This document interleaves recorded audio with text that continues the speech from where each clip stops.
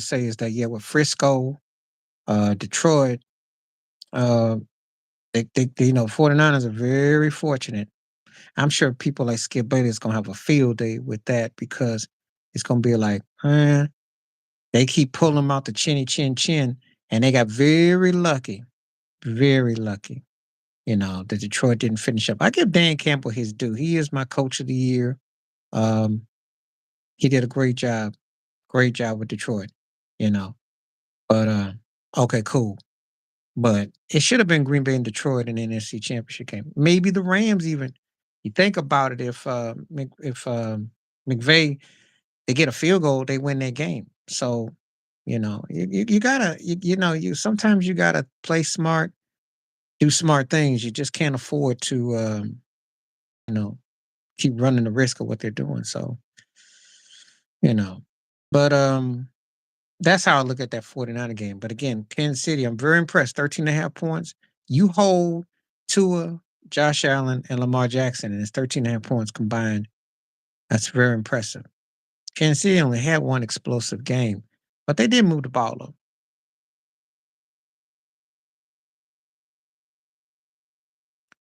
Well, the thing is that they're not really sold on their running game. They didn't want to play Kansas City in a grinded out game. Problem is that's what Kansas City's defense is doing. So that's the problem. But they were scared. They you know, and admit it. You have to admit it. Because playing Mahomes, talking about and playing him is two different things. You gotta attack him. And I haven't really seen anybody that's really attacked him. I haven't seen Miami was lost. They didn't have the power to do it. Buffalo, you know, the kind of stuff that Josh Allen was doing was playing the stake. Basically playing go along, get along. And then of course yesterday with Lamar. So the Mahomes fear is real. It's real. It's real. So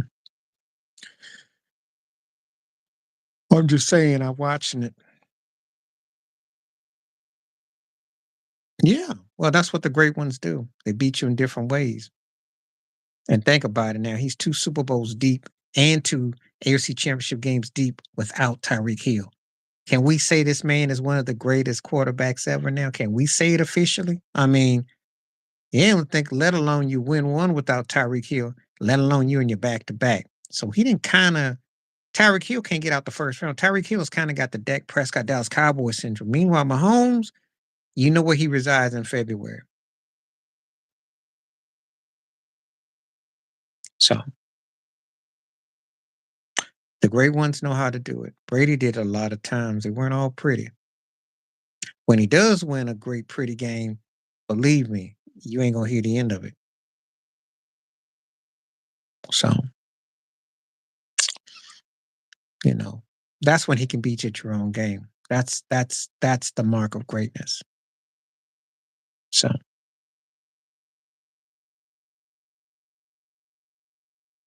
you know,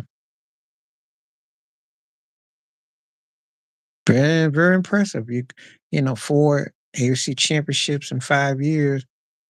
That's incredible. It's not to be taken for granted. And he wins the Super Bowl. He's only behind Brady, as far as I'm concerned. He passes Montana with one more win. I'm going to say it now. He's already top three, so I don't think nothing is getting in the way. Let me tell you something. If Aaron Rodgers only had this problem, believe me. Yeah, yeah. They were waiting on. They remember when you heard who was that idiot who got up there and said Joe Burrows is the best quarterback and Mahomes is the best player. I'm like, what kind of crackhead? You should be drug tested for saying such illiterate stuff.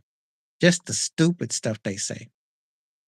Just the stupid stuff. And for the record, I like Joe Burrows a lot, but Joe Burrows got better supporting cast than Patrick Mahomes. Okay. Can we admit that with the receivers? Burrows got two legit all pro receivers. Mahomes is stuck with cats that they couldn't even catch the nuts if they were sitting in the stands with two hands plus two extra hands. Come on now. He is scary because they ain't seen nothing like it. But that's on them. I ain't got no problems with it. I will always ride for Mahomes. Because if the NFL wasn't so racist and they had black quarterbacks, we wouldn't be having these discussions now. Had they done right by Warren Moon, Joe Gilliam, James Harris, etc., back in the day, we wouldn't be having this discussion. We wouldn't be in this novelty of this guy being so dominant. Just like golf with Tiger Woods. Not saying these guys don't come along, don't be great, don't dominate. However, the novelty of it is so fresh. It's like, oh, wow. Really? Wow. What? What? That's the problem. The reality is they've been racist so long. Black athletes come around and dominate their sport or dominate position, and they don't know how to act. Yeah, and that's sad too because there could have been others. That's the painful reminder that I have watching football as long as I have, and that's not taking nothing away from him, but it's the sad reality that we are in what? This guy's been around since 2017, 2018, and you mean to tell me all these centuries and decades of NFL football, and this is the first one? And you tell me this ain't a racist country, ain't a racist institutionalized systematic situation? You tell me that with a straight face? Tell me that with a straight face. Because there have been black quarterbacks and upon, but they didn't, get an opportunity. Now you see how they hate Lamar Jackson. They still trying to downplay him. So yeah. But I am glad for Mahomes though. Yeah. He's like Tiger Woods and Serena. He's dominating in particular sports that they just don't really think black folks was gonna do it like that. Not like that. And Mahomes is so business-like too. I mean, he's so calculating. Knows his stuff. Mhm.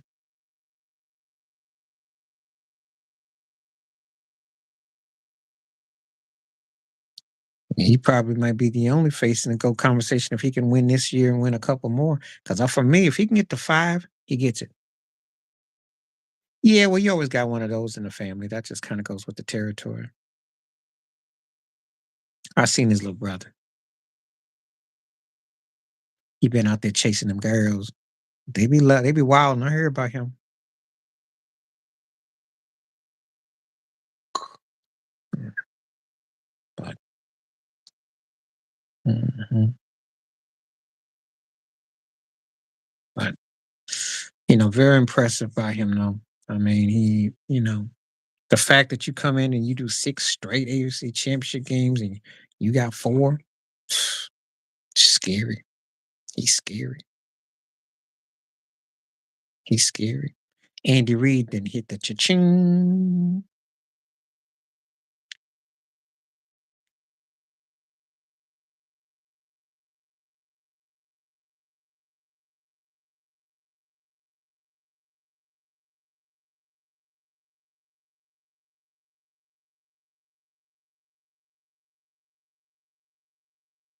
I didn't really pay that no mind. Probably did.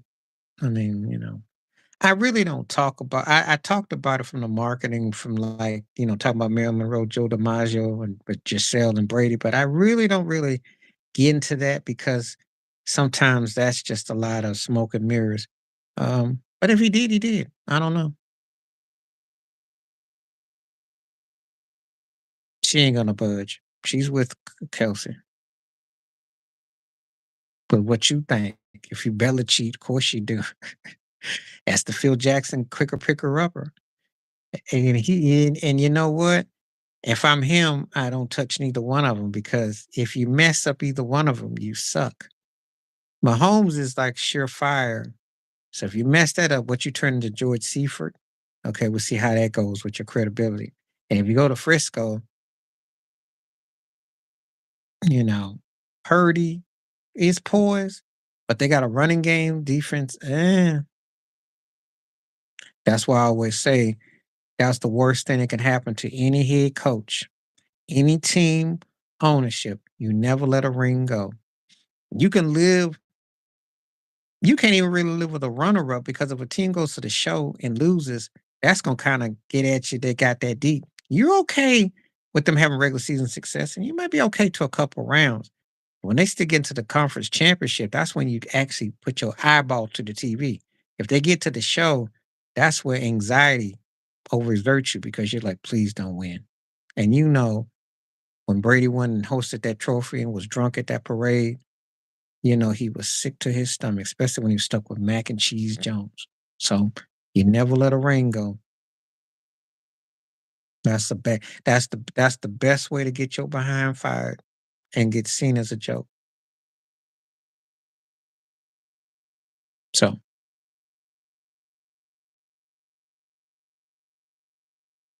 you know,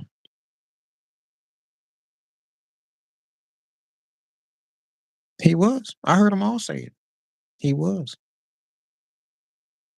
Because you need somebody who knows how to really get people around and rally, and he saw what Belichick was barking and putting out there, but he made everybody and they played as a team. They delivered.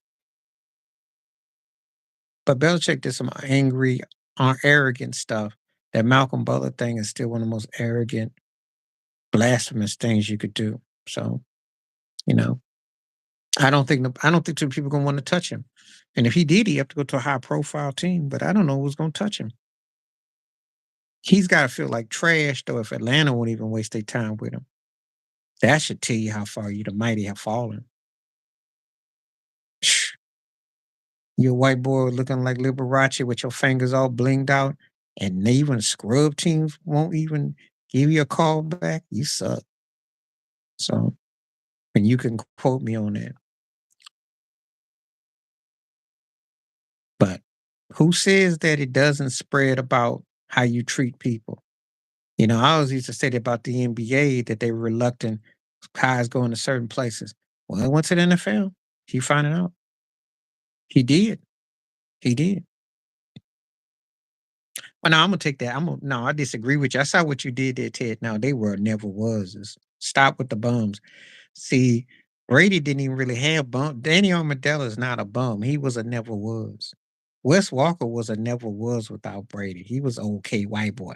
Now Edelman became good. I'll give you Edelman. He became good. But some of the white boys he had, they could have been background singers for the Backstreet Boys. You wouldn't know them once you get past 1, 2 singers in the group. You don't know who the other three are. That's the cats he had. They were never wases. Brady made a lot of them turkeys because Danny Woodhead went out and had his chest out like he had some game. And he was a never was. I never was. Because they used to be the running joke that he could go up in the stands and get 4 guys from their mess and put them out there. Pretty much. A lot of never wases.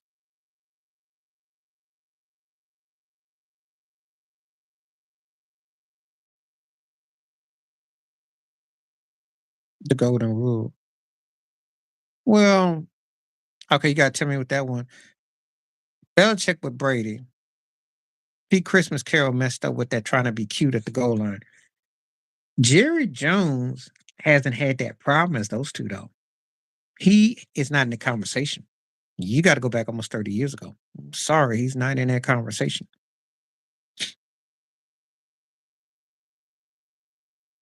Oh, okay, okay, okay, okay. Okay, cool. I got you now. Um, it hasn't really backfired on Jerry Jones, though. Not the way it should. That's a whole nother situation. Pete Carroll, I think the Seattle thing letting him go caught him off guard, but really, he did get over. I don't think I think he got over better than he yeah. I don't think that Belichick though that's the one that got the rumble. Jerry hasn't really had any real backlash though. He should though, but he hasn't. Christmas Carol, he's not generally considered a bad guy. He just arrogant. He thinks he's like a used car salesman, like he gonna sell you. He gonna have you thinking that you got you an upgrade when you got your downgrade. So I know what you're saying, but no one, excuse me, no one has really said that Pete Christmas Carroll is smug as those two. He's smug, but he gets a pass. He knows how to kind of, you know, Belichick just thought war was welcome. And he made Seattle with Geno Smith. He had them busters looking like a playoff team. Belichick looked like he didn't have no reason belong coaching on any sideline. And Jerry Jones has a team that doesn't really respect their quarterback, and he has uh, Muppet puppet head coaches. Oh, it will. I told you, cats, that this is going to be a great sensation. It can only blow up even more because there's truth to it. And see, we're gonna do something that they don't do on none of these sports shows. And I haven't really seen too many. I've been watching other people stream. I didn't see too many people go there. Well, Earl Thomas actually ran himself out because he wanted to circle up to Jerry Jones. I don't know if you remember when they played the Cowboys one of those playoff games. He was running in the tunnel trying to hook up. Earl's the one who projected that. Earl was arguably the best defender back there with Cam Chancellor. But Earl wanted to go to Dallas. Then Earl ended up in Baltimore. And then Earl ended up getting into some freaky deaky with his ex-wife, which so actually Pete Christmas Carol didn't really he didn't really look bad in that. Earl Thomas's situation ended pretty like some out of a Jerry Springer or a Cheaters episode. Not too good. Yeah, I appreciate y'all asking the questions about the bums and never was. It's because what we've been doing is covering sports and we've been covering music and all forms of entertainment, so we can make that into all that. Anybody you want to name, no matter what they do for a living, we can do it. Um, yes, he is, and I'm gonna tell you why. That guy's a waste. He settled and he kind of just stopped playing. He almost went Kanye West to some people. He's got some truth to what he says, but it's one of them situations they're gonna look at him as a bum because he ended up with the Raiders. Okay, that's where you become a bum, and he could have been a Hall of Fame first ballot. I mean, he got the skill set. Like, yeah, I hate to say it about AB, and I like AB, but AB's antics and how it ended and certain places he went to brought the worst. Could have been or should have been a first ballot Hall of Famer. He was great, but he settled on bum behavior and he settled and then he just downgraded. And that's a shame. A shame. Flair,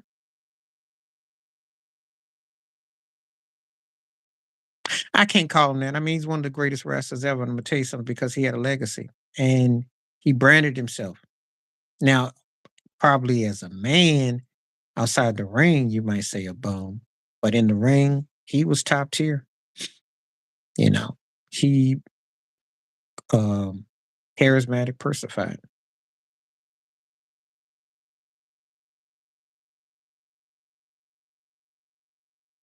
Well, see, when I tell you like this, I'll generalize with this with wrestlers.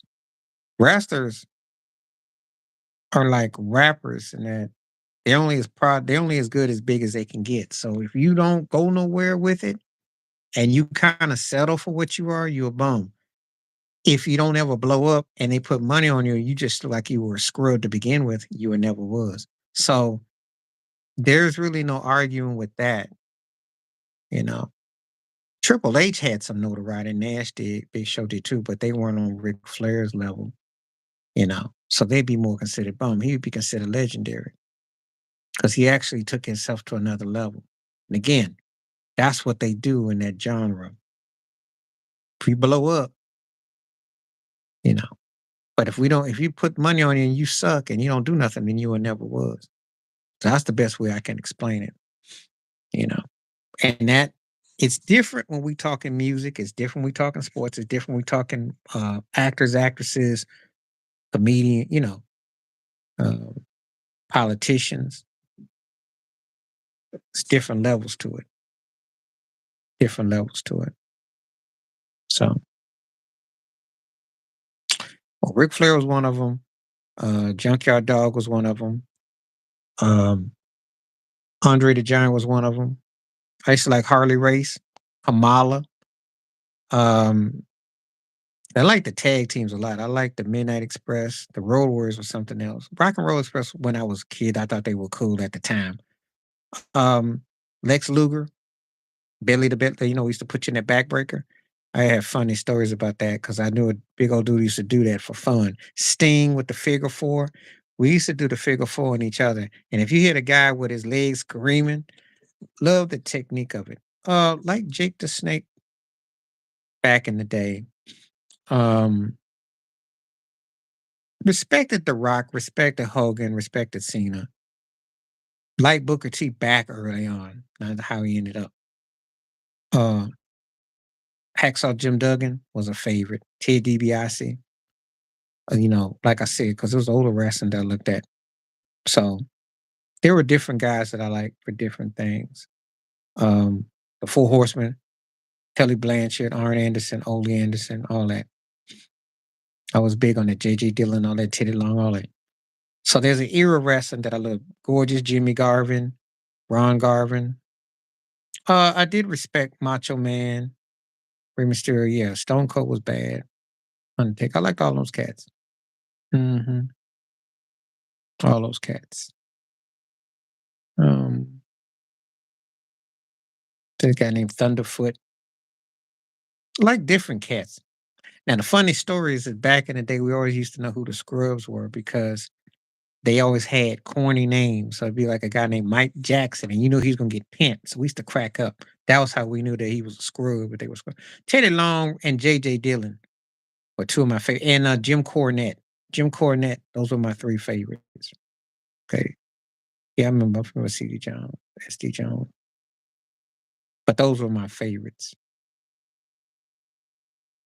And there were a couple others, but I can't think offhand, you know. Because I watched my main wrestling in the 80s, 90s. And especially, like I said, I used to watch Mid South and all that. And I used to be a big fan of all that. We loved the Four Horsemen back in the day.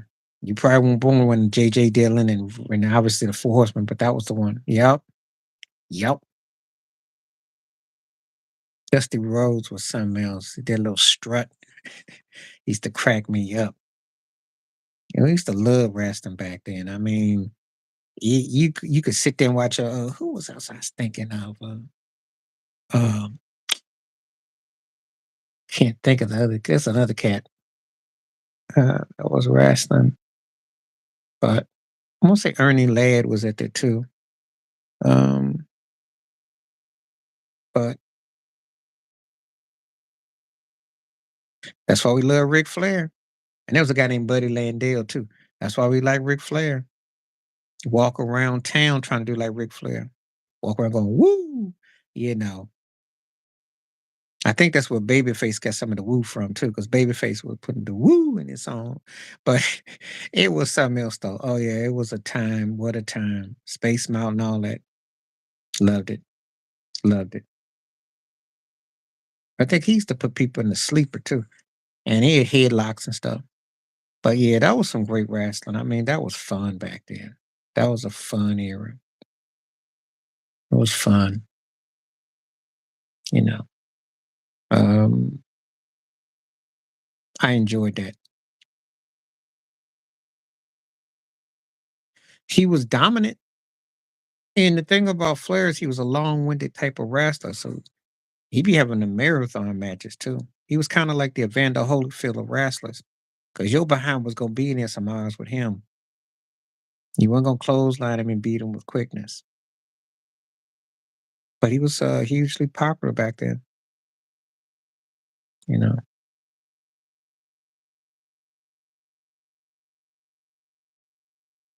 So that's true. And I see NWA championship, I'm thinking National White Association. Yep, Steamboat. Everybody against Flair was a classic back then because it was just must see TV. We used to watch it all the time. We used to have our own. I had a buddy of mine who made his own belts, who we used to actually just really get into it. We were just really hardcore wrestling aficionados. We were just really into it back then. We act like we had our own ropes and it just was a great time. So, yeah.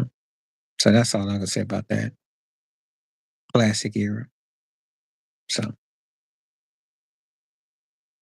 but yeah, so that's what I say about that. Yeah, a funny story. This cat that used to be in our neighborhood. This back in Hampton, Virginia. The dude used to make belts. We used to beat him up and we'd win his belts. And he always tried to hit people in the midsection. The turkey always trying to be cheap shot artist. And anyway, we beat him up. But the interesting thing about him, he actually talked like Bubba Gump from Forrest Gump, like Bubba. Had the same mannerisms and everything. And the thing is, I was to say, I remember I went to go see Forrest Gump, and I looked on the screen. I said, "Is that Robert?" I said, his voice, the whole demeanor. I'm like, wow, it was spooky. That's how I be. Mhm. But yeah, we used to act like we were jumping off the top belt. We did all kinds of stuff. We really took it serious. I mean, it was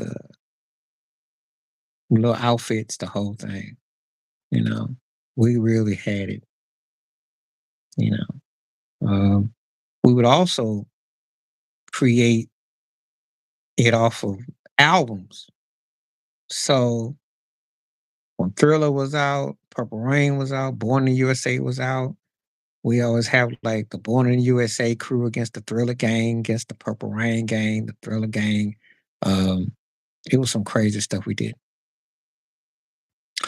My buddy back in the day, my best friend back in the day, back in Hampton, he loved that figure four. And he'd be having these cats squealing in the living room. Crack me up. They're like, man, come on, Lamont. You making that turkey squeal like a pig. Be like, ow. Be real too. Sting had heads rolling with that figure four. Yeah, it did. Yeah, it did.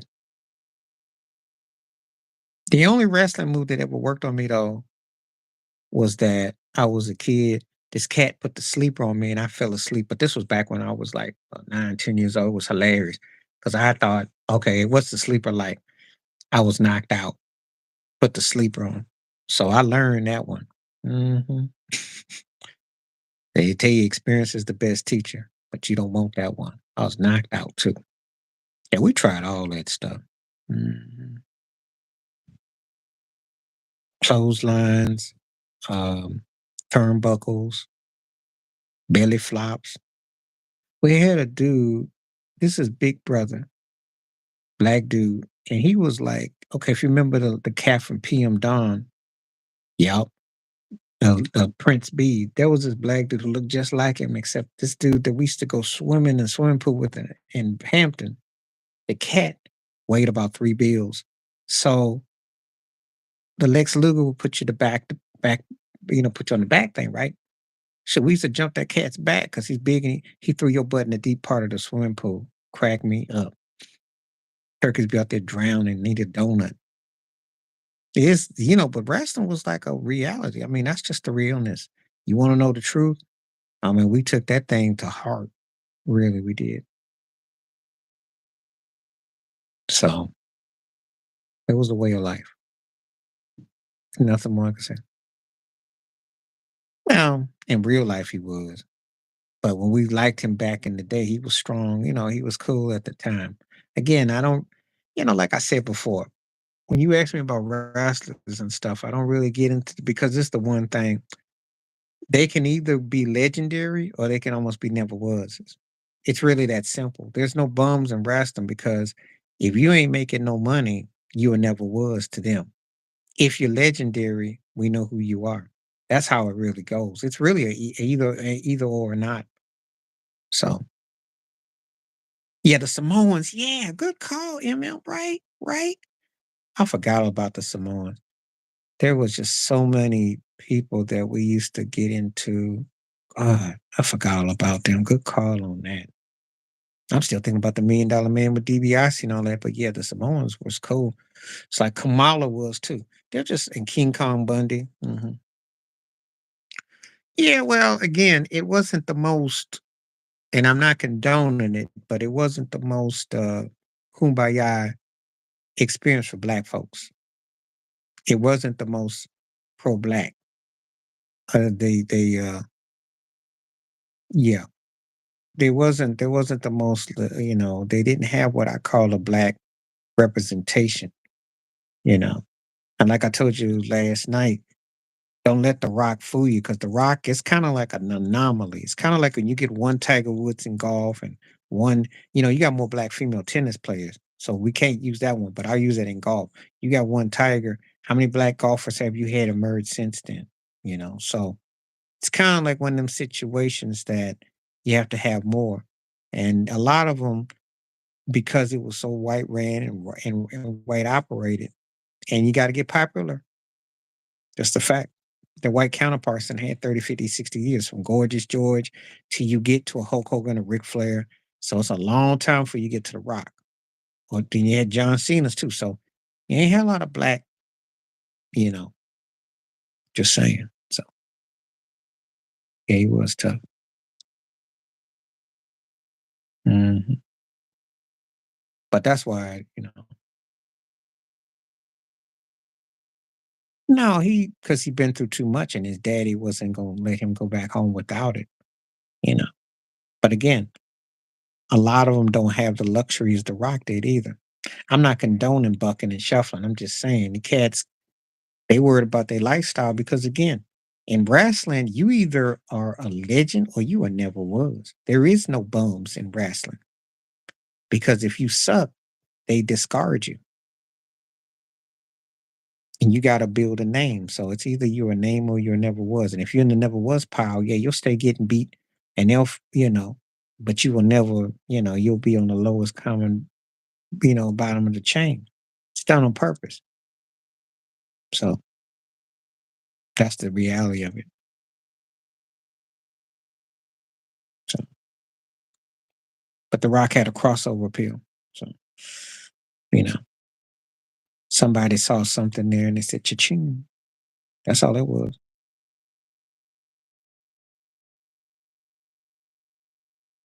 Yeah. Again, like I said, that's a different, that's one sport that I break it down to two barriers. I hate to say it, and I'm gonna make this strange analogy, but wrestling, kind of like horse racing, you either known or you ain't. That's just how it go. That really is how it go. Those are the two things I can say. There's probably another sport I can say that about too. I'm sure there is.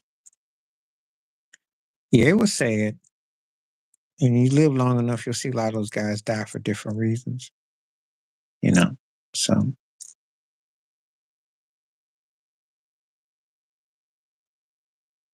you know, that's the reality. So, but yeah, a lot of wrestling memories. Like I said before, you know, it was fun and it was like part of your I want to say part of your childhood or your young adulthood. And it just had a way about it. So that's all I can say about it. Yeah.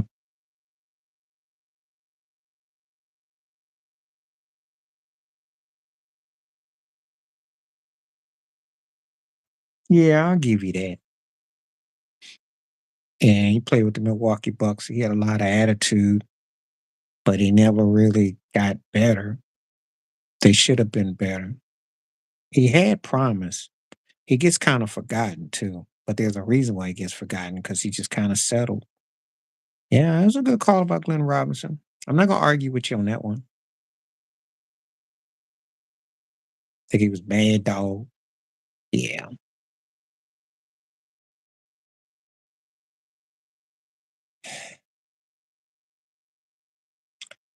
I'm gonna okay, you want to take the first, this is the one. He's a never was because he was never legendary. He was a thuggy type of white boy, but he was like a basically like a broke John McEnroe. He's a rich his daddy was rich and he was a basketball player who played the role.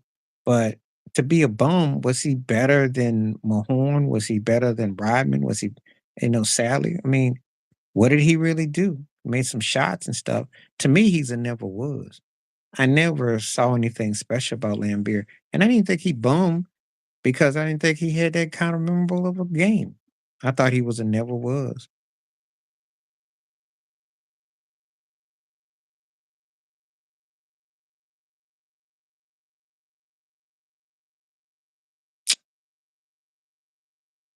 Jamal and Kenyon to me, I'll say all three of them guys are bums. Mashburn could have been better, tolerated. Kenyon fronted a lot, could actually score, and actually became more of a better offensive player as time went on, but he never got past his own shadow. And Grandmama had moments too, but settled. Could have been better. So I could give you that. I'll give you that. Yeah, I'll give you that. Oh yeah, Lambeers and never was. Cause I mean, yeah, he got more rings and miles than Mashburn, Kenyon, and Larry Johnson, but he wasn't a better player.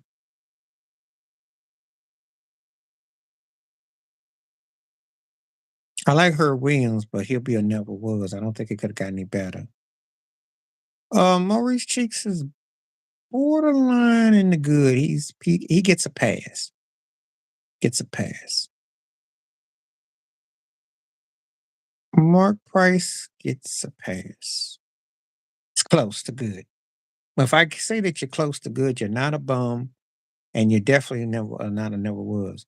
So you were good because you did kind of exceed some expectations. You were good enough, and you were legit. Just might have been injuries or something. And I think Mark Price definitely had. I don't like him personally, but I think he had enough to kind of make it. And I think Maurice Cheeks definitely did good. So those two.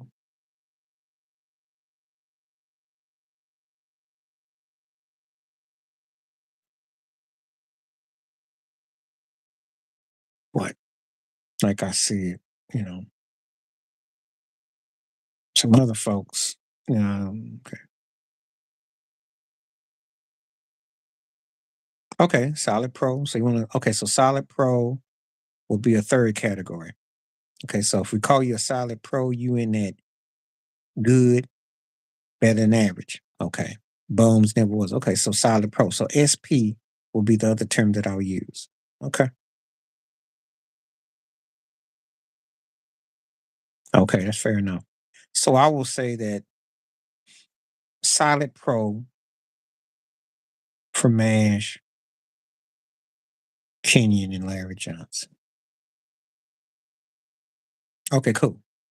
That's the new terms. Okay. Fair enough. Okay, well, I'm gonna credit you cats with that. Superstar. So let me write this down too, because I'm gonna do another broadcast where I make this into a video. Well, actually, I'll use those. We got four terms now, so that way, and usually if somebody's a quantity known, we won't. We'll say superstar, solid pro, boom, never was. Cool. Write that down. I can put this in my composition book, so y'all can see it right there. There you go. I just wrote it down, jotted it down. That's gonna be the new way we gonna do this. So that way we give people tiers. Anybody got any problems, we can just go ahead and say which box you check. Right on. So I will call them guys solid pros. Well, you know who those are. So yeah, okay, write that down. Yeah, okay. I like that mafia type of thing too. So made man, made woman. So okay. If we'll start naming names, we can get this show on the road. And who you want to go into because you already know who the people are going to be pretty much. I mean, I think you're going to know. Obviously, like Shaquille O'Neal and Serena Williams could be made man, made woman. So for entertainment. Okay. Nicole Kidman never was.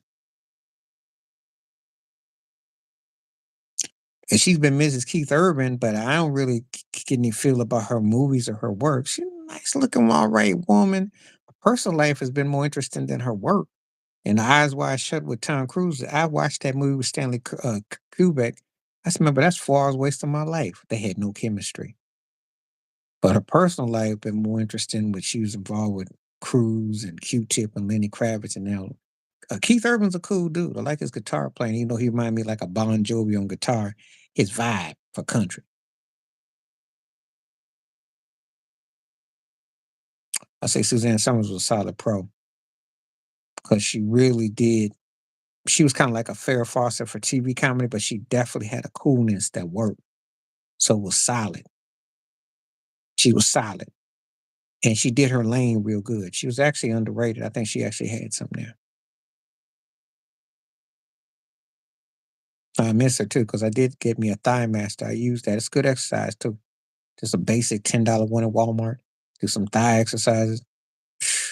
You can do that for about 10, 15 minutes a day. You good. Okay. So, but she was and she also bucked the system too, because that whole thing with Three's Company. John Candy, I like John Candy. I like John Candy. And I'll say a solid pro. I like Candy because he did have a certain humor about him. He's a bum and overrated. I never really cared for Seinfeld. I know, and it's not just a black thing, it's just he never really moved me. And I just think his humor was dry. But his macking game is a made man. I seen the babes he pulled. He's a made man when it comes to the women's. But his comedy is bummy. So, but on the real him, he a player.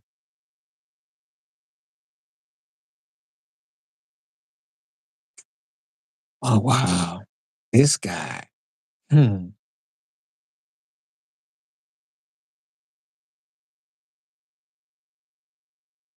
In all honesty, I never was. He's a black, well groomed man, dressed real good. Should have been like the heir to Sidney Poitier Denzel. Because a leading man, for his height, but he was best man and had a lot of straightforward roles and stuff. But it ain't, and then it was bummy because it never, and then I know I saw Brown Sugar, but he didn't really go to another level. So I watched the reboot of the best man on Peacock, and he's got some personality, but he just doesn't go nowhere. So it had to be bummy, but it got boring. And then he never really registered to another level. Yes, he can act, but he's just so generic and it's just soulless that it went from being a bum to it never was. He should have been a black leading man. He really had that ability to connect that, I think. And that ship sailed. Because Chadwick Boseman left him in the dust.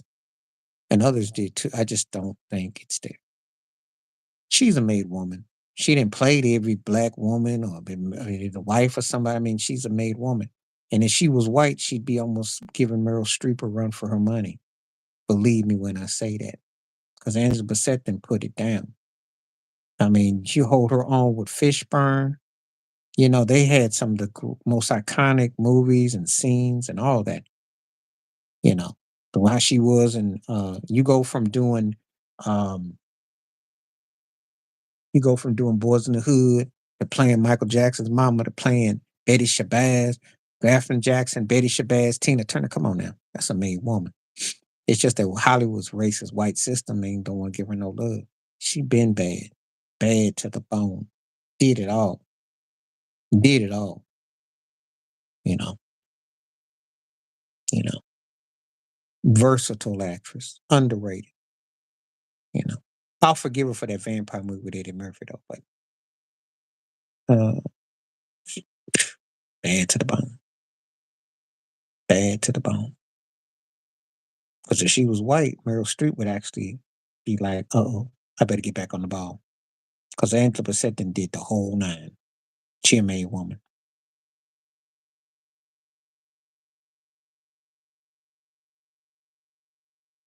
All right now. What else you got? So I did like that movie that I saw, the one where he, the whole thing with his daughter and he ballooned up to like 500 pounds. Um, but I'm gonna say a bum because most of his career didn't really move me. I like that last movie, all right, but I was never the biggest Brandon Fraser fan. You know, so there may be a couple movies I'm okay with him in, and then a lot of it. So I didn't think he showed me a lot. But that's what makes him a bum because he did show some potential with the last movie. Because before that, if you'd asked me this question without that last movie he did, I'd have told you I never was. Because I really wasn't feeling him too tough. But because I saw that movie and I like that one, I'll give you that. He gets a pass on that. That stepped him up. But if he comes up with 3 or 4 more films and they don't move me, I'm done. Because Selzer never was. Because I mean, but I do think he's a good basketball mind. I think he should be the head coach. But his game, it kind of worked, and then it got blurred by Kenny Smith and Mario Elie. And he did come up big for Boston, and he had some shots, but it's like it never was. No one ever really respects his game. Michael Adams never was. I like Michael Adams, but there was nothing distinctive about him enough to say, okay, we're going to remember him and that he's going to, yes. But also at the same time, when we talk about the importance of those Rockets, Kenny Smith gets way more love than him. Think about it. I don't make this up. I think Cassell been robbed out of a head coaching job for 20 years. You tell me what am I missing? But it's a never was. It didn't carry over to where it should. Either he didn't say something crazy or he looked too much like E.T. and him and Brandy got the same neck, head shape, and they be scaring people. I don't know what goes on in boardrooms, but you tell me. But he can't get that job. Bentley is a solid pro. I was a big Adrian Dantley fan. Big Adrian Dantley fan. And very disrespected, very racist. They didn't give AD his love. I ain't lying. Sam Cassell and Brandy both got that forehead. Tell me I'm lying.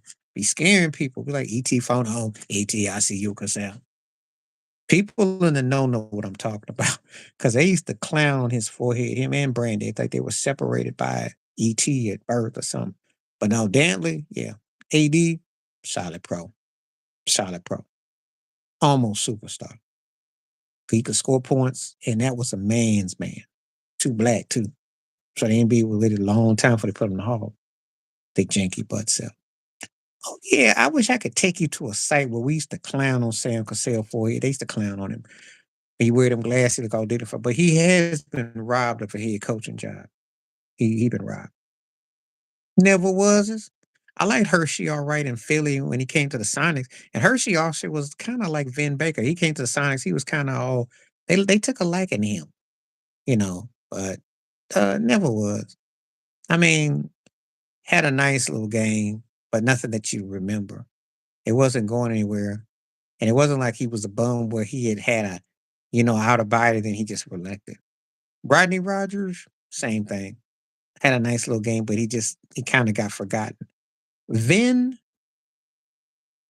yeah, because he got all soft and mushy in Seattle. Actually, he could play, but we never did get that nothing the next out of him. All star dude who just kind of settled. So it was a bum, you know, you know. So that's kind of how I look at him, you know. Let me check something real quick.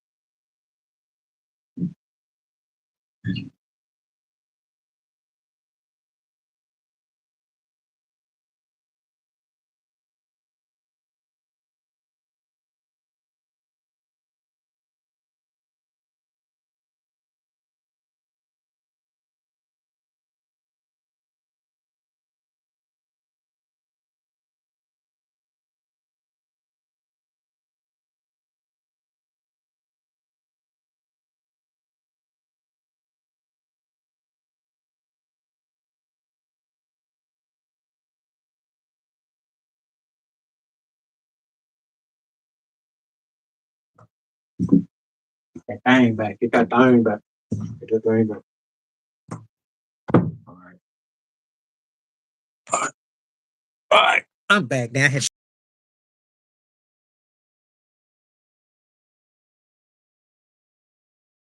Um, Jalen Rose. I like Jalen. Oh, I like Jalen. But I'm gonna say a bum. Because he showed promise in Indiana, hit and miss in Denver. Felt he could have been better. And then you go and do that 81 point commercial with Kobe with Toronto. Could have been better. Dale Curry, solid pro. Because he was good at what he did. I know some people might ask some questions, but let me tell you something. You know, you gotta remember the era he played in. You see the era his son plays in, the era he played in, he weren't gonna be like that, but he was good. He was good. I mean, he did his thing, solid pro. Oakley, solid pro because he maimed the glass. He did what he did. He was asked to do what he did, and he did it really well. He was asked basically to be a bodyguard for certain teams and backup, and he did it for a long time. You know, not a bum because he wasn't asked to do a lot more than what he did, and he actually did do his part. Ho Grant, bum. Because I'm gonna tell you something. With Chicago, he showed some promise in Orlando and with the Lakers, but I think he could have been better. I don't think we got the all of it with him. I think we could have gotten more out of him. Oh, Kobe and Shaq time here. I see what you did here. These two turkeys are never was. The only thing we know Chris Childs for is throwing that right cut on Kobe. We don't remember none of his game. That right hand punch. That's all we know. Like a Hawaiian punch.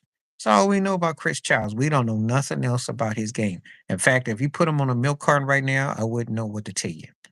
Chris Dudley, Shaq putting a whole crouch in his face and throwing the ball, and there was nothing else to him that I remember. They were never was. Sorry. Those two never was. But I thought about Kobe and Shaq. I saw what you did. Yeah, yeah. And you can't really tell what a guy looks like in college to the pros. That's why I hate it when people ask me, what did you see he was gonna be this, that? No, I don't see none because it's a big difference. And back then it was even more difference. Bowie doesn't get hurt. Probably a 16 to 18, 19 point game, man. You know, I don't know if that means a championship for Portland.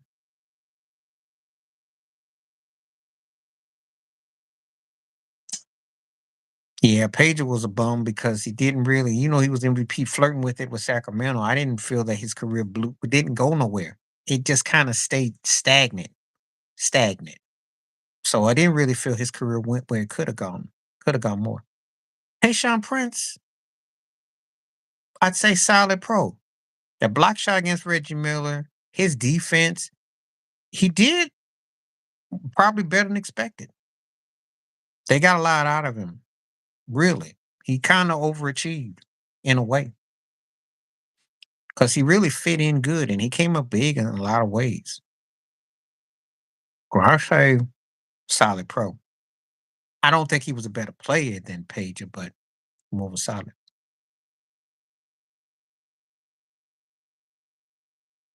Never was. Al Jefferson, big, but ain't not that memorable as far as I'm concerned. I like David West, but it wasn't like a guy that was, dominant per se or taking over things. He had some moments, but see, to even be considered a bum, I got to look at you and think, okay, maybe if I put you on this team, maybe you had moments. I like when West came to Golden State. I certain things, but overall, I never was. But I respect him as a businessman, and I think he had some moments. But I don't think it was even bummy where I'd sit there and say, okay, you would have gone to another team. You go this team. You go this team. No, never was. Is there? I just don't. I don't really. I didn't really feel a definitive play per se. Some guys just gonna be interested in how this works out. So that's how I look at him.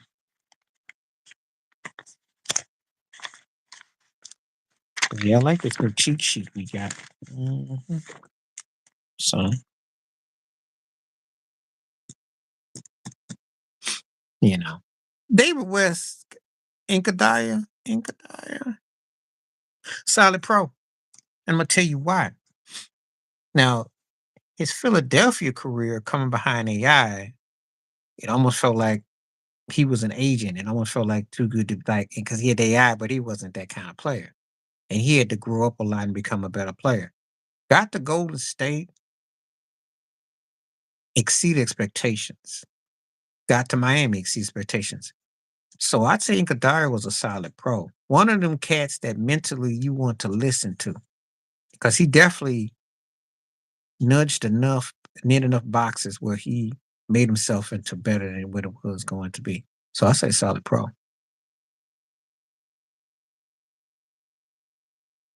Darren Williams. You know where I'm going with this one. Never was. Uh, I'm sorry, but when he ran Jerry Sloan out of Utah, did he get better? He cried like I want to go home. Went to Dallas. Did he get better? Did I miss something? Did he get better? And then did he play with LeBron in Cleveland? Was he memorable? Never was. Was one of the three best point guards at one point of time with CP3 and with Rondo.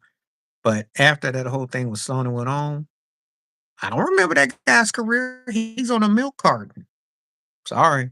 Milk carton. Karolinko.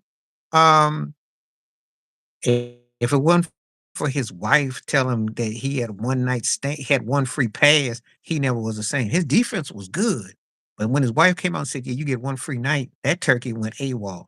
And so he's a never was. The name is memorable. His game went out. Never was the same. Sean Marion, yeah, bummy, because he could have been better. And you know, he had one of the most ugliest shots. Him and Paul Pierce got two of the ugliest shots I ever seen.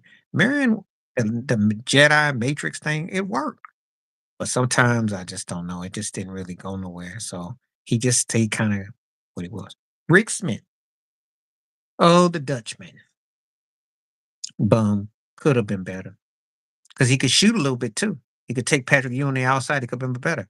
Just kind of settle for what he did. So I didn't really feel like he really went nowhere with it. Deadlift Shrimp, I'm gonna say a solid pro. Um, I'm gonna come back to Sean Marion. Deadlift um actually got his actually did succeed expectations from Indiana to Seattle. I remember. And he showed me a little something, you know. He actually did a little pretty good. Made pretty good for himself. Just because you could be a Hall of Famer don't mean that you can't be overrated. And I don't necessarily look at him as a first ballot Hall of Famer. I think he had some good numbers with Phoenix, you know, and he with Cleveland, I think it was with Dallas. He hit some big shots, but you know, really? I mean, oh, the rifleman, huh? He was a bum. He should have been way better. As a matter of fact, Reggie Miller stole all his thunder. And you call yourself the rifleman, and then Thriller Miller comes along, and what happened? So you didn't really get any better, you know. But you were good enough. You could have been better too. Muggsy, I like Muggsy. So I'm gonna give Muggsy, I'm gonna say Muggsy was a solid pro because Muggsy played with a lot of heart. You know, for undersized, but he played with a lot of heart. I like Muggsy. You know, I remember when the Washington Bullets at the time before the Wizards had him and Manute Bol. That was a sight for sore eyes to see about almost 40 years ago. Smallest point guard and the tallest center. That was like a Sherman, Barnum and Bailey special. That was funny. But Muggsy did play hard. Steve Franchise. Steve Franchise. Boom, boom. Should have been way better.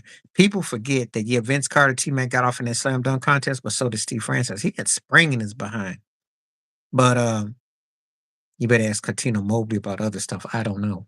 Something about him just didn't, and him and Yao didn't connect. He should have been way better than he was. He should have been in that Iverson Marbury. He should have been in a discussion. And I don't know why he fell off like he did. It's a shame. That dude should have been heading to a Hall of Fame. Oh, Lamar Odom. Oh. I never was. That's right. Had the skill set. 1 to 5, part Magic Johnson, part pre LeBron. Had, but he didn't put the work in. And see, to been a bum, I would have said he could have gone and been a broke Scottie Pippen to Kobe's Jordan, but that didn't work out. When they got Paul Gasol, then he moved to the 3 slot. No, he's a never was to me because yeah, he got a couple rings and stuff, but he gave you flashes of moments, but he didn't put it together like it was supposed to. Not for the hype he got. Oh, they told you this guy was the goods. That's what Kenny the Jet Smith Tay from New York had handles the whole nine. He did not put it together. He was not cohesive. Therefore, he's not memorable. Sorry. Now I seen some moments with him, but his mental aspect wasn't strong to the game. And then he didn't apply himself to where we got the best of his game. That's the guy who should have been a Hall of Famer too. The only reason why Steve Franchise gets the bum tag is because Steve Franchise actually showed me something that he had some spring in him, and he didn't have the opportunities that Lamar did.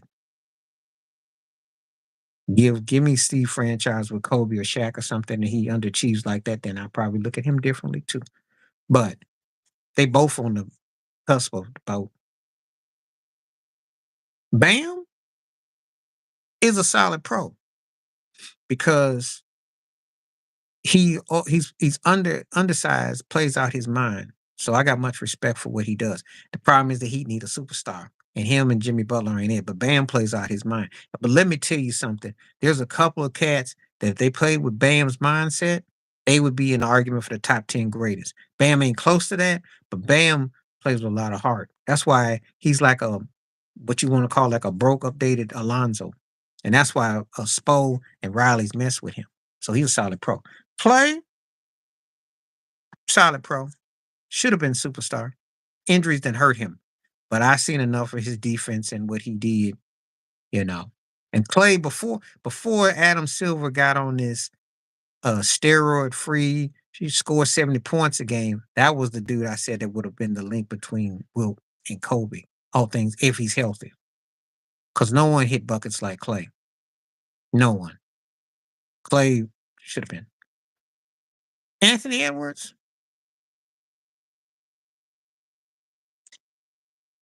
I'm gonna say solid pro right now because it's a lot of upside to him. He's still got room to grow, and he's definitely came up and he's got people feeling that he's one of the best players going. So that's solid pro. So I'm not gonna say nothing right there because he's got a lot. He's still climbing, even though he's got a cupcake team. We all know they a soft butt team. We know they soften the cakes. No one takes them serious. But I'm gonna get to that other guy in just a second. But he's definitely got a shot at something if he can keep his game going, the right system, the right crew, definitely. Cat, I like Cat personally, but Cat to me is a never was. And I know it sounds blasphemous because this turkey just got through scoring 62 points, but really, he been there how long? He sells for long range shots. He kind of feels like he wants to play, which is bummy-esque right there. There is no solid or no great. You play kind of feel like you want to come up, and then you don't. So that puts you in bum territory. But then what he falls into never was is because he doesn't really stay consistent. There is no leadership with him. Jimmy Butler called him a trick, and he looks like a trick now. So I can't have him. He's a never was. This guy scores a lot of points, but no one takes him serious. Booker's a bum. Um, it could be a lot better. You gonna be like Kobe 2.0 and all this. You like it here towards Georgeville. And I don't know how much time they gonna kill when you're behind. Bum, because you're good. And you have had moments, but you settle. But if you don't do nothing in Phoenix the next couple of years and they don't become a legit team, you're on the verge of being I never was. Yeah, he's close to being a never was if he don't get it together the next couple of years, this year and the next couple of years. Because he's running out of he's just getting like that Paul George territory. All that hype about Kobe Jr. Whopper. I ain't doing it. If you're talking about De'Aaron Fox, De'Aaron is solid pro. I like how he keep his game in his hands and it can only get better. So I definitely like with Mike Doodoo Brown that he coach got them in the right direction. So he's got the right coach. I like Chet from Thunder. He's solid. He's solid. I'll give you they both solid for different reasons. Chet's coming into his body, coming into his groove. Boxers too. Durant's a made man. The only problem with Durant is that he's got like this Kanye West, like, don't y'all love me? Don't you think I done enough? And he fails to realize that he doesn't really always go at it like that. What if he went crazy where he demanded the rock more like Kobe did or Jordan did or even Dwayne Wade or somebody that just went on like even like James Harden, if he went crazy and said, I'm gonna score 50, 60 a game, that would be a scary Durant. And when not seeing that he's been so cool and so poised, you know, we need him to, you know, get on the stage and be like Teddy Pendergrass and not be so Nat King Cole. Because sometimes he's just too cool for school. Westbrook, solid pro. Because that's what he is, you know. Now the times you would have said as a bum with LeBron, and I said a bum with the Rockets, but I say solid pro. What he's doing with the Clippers, he fits in. He's making himself fit in. He's adjusted himself. He ain't the problem people out to made him out to be. The Lakers are still mediocre, right? So how much is his fault? Be a one thing if they got rid of him and all of a sudden, so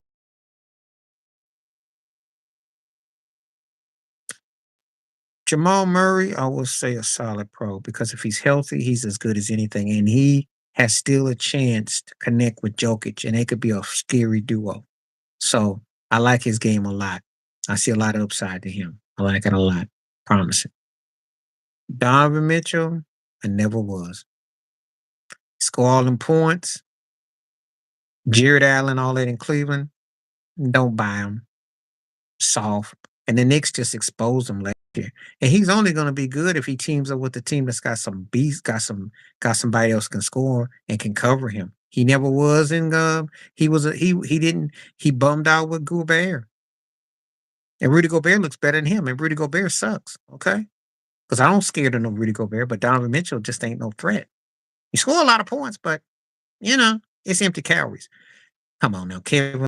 Come on now. I like Looney's rebounding and he plays really hard, but he's a never was. He's not consistent. And against certain teams, it works okay. Against a lot of other teams, he either lighten the cakes or lighten the head. His butt could be on the chopping block. So he's a never was, you know. And you gotta space your body to get them boards, gotta get them easy buckets. Doesn't stop nothing. Doesn't stop nothing. Kawhi's a superstar. Frustrating because he doesn't stay healthy. But we know that when he's at his best, he belongs in the conversation with you know, with whoever you want to put in there. He can be that deadly when he's healthy and motivated. Jalen Brown's a bum. Should be better than he is. Turns the ball too much. Got bad handles. And him and Tatum are an overrated duo. I like how you tell me. Well, me and Luca, I'll say a solid player. He's not a superstar to me. His stats say superstar, but his team record and what they do, I'm sorry. Um, he doesn't demand that. I say that more about SGA and OKC before I say Luca, because SGA has evolved his game. His team is better. Luca is too lazy to play defense, comes in out of shape, and they really don't rub off like that. His stats are nice. It's like does kind of like a James Harden thing. But I'm not ready to sit here and tell you that he's a superstar. You're a superstar. You better have a championship type team. You better be able to get the respect that your team can win. I don't feel that about Luca. But I'll say a solid player. I'll say player. But I'm gonna tell you something. If he don't get that team going the next 2 or 3 years, he's headed towards Bumville. Kyrie, solid player. Should be close to superstar, but the problem is there's too many hangups with him, you know. But he's better than being a bum because this guy can flat out score and got handles and all that. That's why. He's got more pros than cons against him. But if he goes to a bad team, he keeps if he keeps jersey swapping, he will fall into bum level because eventually he too young to be rocking so many jerseys. And teams did better without him. Boston did better without him. Brooklyn is okay. They stink, but they still okay without him. They're not like they're crying without him. So that's where he's dangling. He's dangling. Him and Luca are both dangling, if you want my honest opinion. Luca's dangling because if he don't do any better next couple of years, he's gonna head toward Bumville. And if Kyrie gets moved again and say they ship his behind to like Detroit or Toronto or um, think, who can I pick on? I got to pick on some team that's kind of scrubby. Then he's headed toward Bumville. So they both got a lot at stake.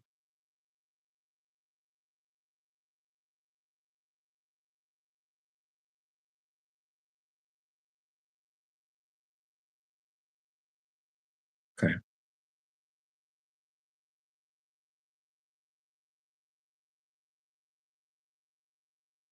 Xavier was tough, but he was a never was to me. I never really the depth of his game. He was uh never was to me. Tough guy, but aside from that, I never really felt his game.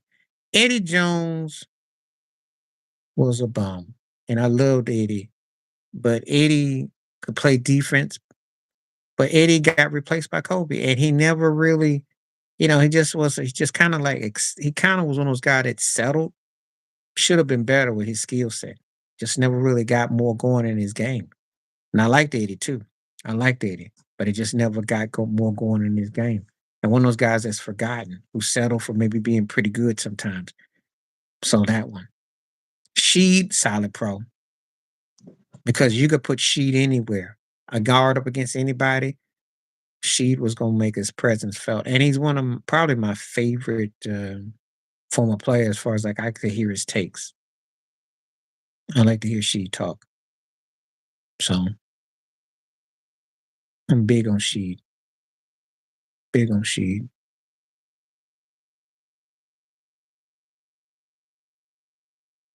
Yeah, Tim Thomas, of course, he was a bum. Like what a out of body moment. Forgot about it. Weber was a bum. Should have been better. Had hands. Just didn't have leadership. Skill set. Didn't finish. Same thing with Ricky Pierce. Didn't really feel it. Didn't really feel it. So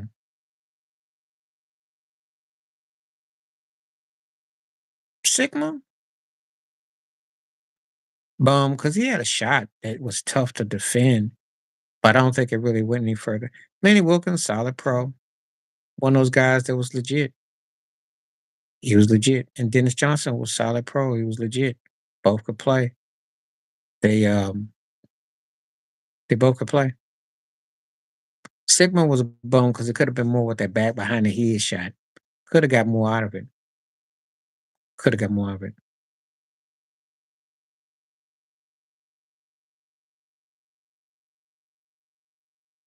So that's how I look at those guys.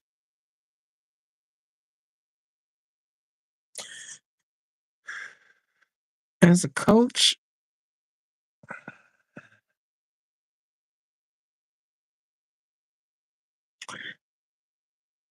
only reason why he might stay in the bum territory. Well, he underachieved with Portland. He did get to the finals. Didn't do it with Sacramento, but he had a method to his madness for a while, but he never got over the hump. But he was kind of like a pre-Mike D'Antoni, if you must know. He definitely had a distinctive offensive style. Oh, Rudy T, um, solid. It was unfortunate what happened in LA, but again, everybody can't coach Kobe. But Rudy T was a solid coach. And he beat George Karl, and George Karl trying to be that run and shoot. He made it work. So I give him that. And he was big with those championships. So he was clutch coach. But Alderman was it's just that he didn't get over the hump, you know. But he did do good though. Yeah, he's a bum coach because for all the hype of bringing all the foreign players over and all the hoopla and all the thing, he never really got. He coached some incredible ran offenses with Golden State and Dallas and Milwaukee too. I go back with Donnie Nelson, and he was like a precursor to George Karl, the Marty Schottenheimer type of coaches. You know those coaches that win a lot of games, but they never win the chip, or they don't even get to the finals, or even get to a conference championship. But he does everything else. He checks all the boxes. It's just like a guy who plays sports who's got stats, but it never helps his team. So, stat padding coach. So I would say he was, you know. And Don Nelson is almost borderline between a bum coach and a never was, considering the opportunities and chances he had, and he didn't even get his teams that deep. He almost borders on that because he did have some top tier teams, and he brought all those certain players in, and he just didn't finish the goods. So you kind of forget about him. I'm just saying, you can get lost. He can definitely be lost. So I know it's hard to say.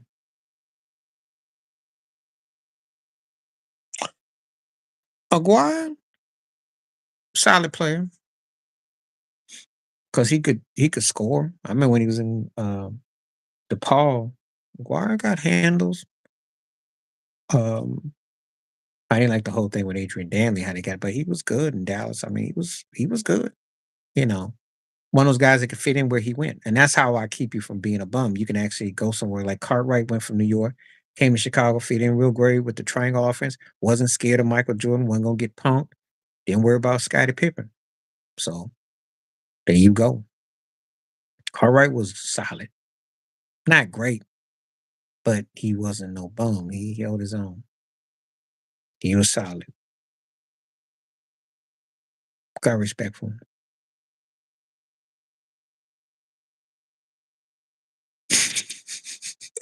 Never was, never was. Big, strong, ripped, but they couldn't even get a rebound against the Bulls in Game 7. And then they went to Toronto. I think one of the Davis brothers had one out of body game where they scored like crazy. Me and my homeboy was cracking up. I think it was Antonio. Strong, but not strong enough to get them boards. Just not finishers. And you know,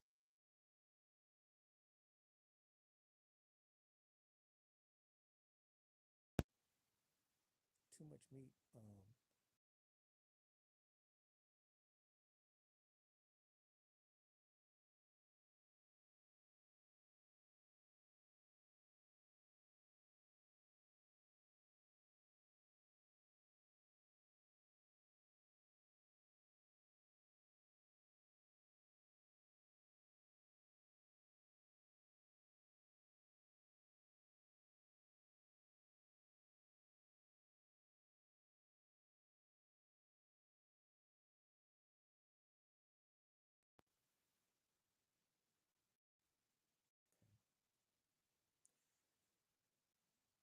Well, I did Zach Randolph. I told you he was a never was.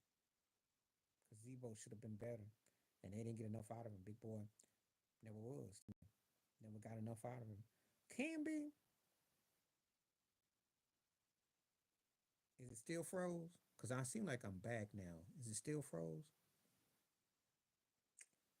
Um, machine be acting funny. Can be. Bum. Okay, cool. Can be bum because he did show stuff. He played for a long time. And he being that board rebound man. And then that was kind of all of his game. But he was good enough for that. I like Zach better than Camby, but I was more disappointed with Zach. Zach was like a bum. He should have, you know, and he almost became like a Noah because he didn't really do anything but set muscle and bully, and we don't really have his game to remember. That's the sad part about Zach. Zebo should have been more. Jay Richardson. Had a great slam dunk contest for the Dubs, and I don't remember nothing else of his career. So therefore, it never was because I really don't really have Jason Richard J Rich combination conversations. Sometimes it's just that a cat because they get it's kind of like the Zach Levine, almost Aaron Gordon situation. Don't really remember much of his career besides a few things, and it wasn't that memorable because the team sucked. And it wasn't like he was Vince Carter and he, had taken the world by storm. You know, just saying. And at a time in an era where it could have been more, athletic, yeah, but I didn't think that his game did anything for his team. So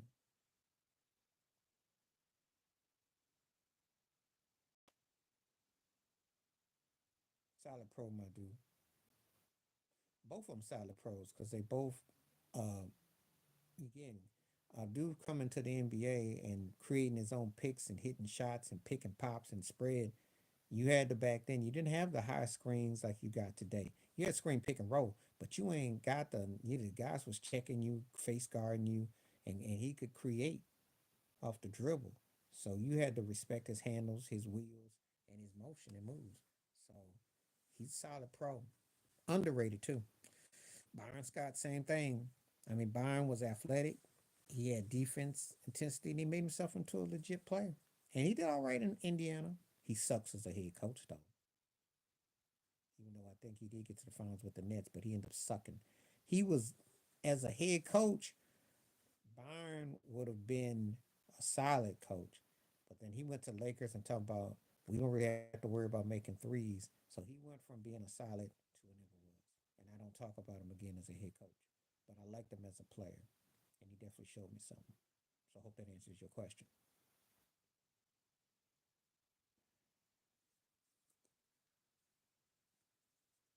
But yeah,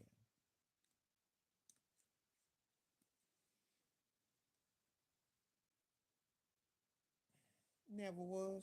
Had some moments, but really with Toronto and Portland, I never really.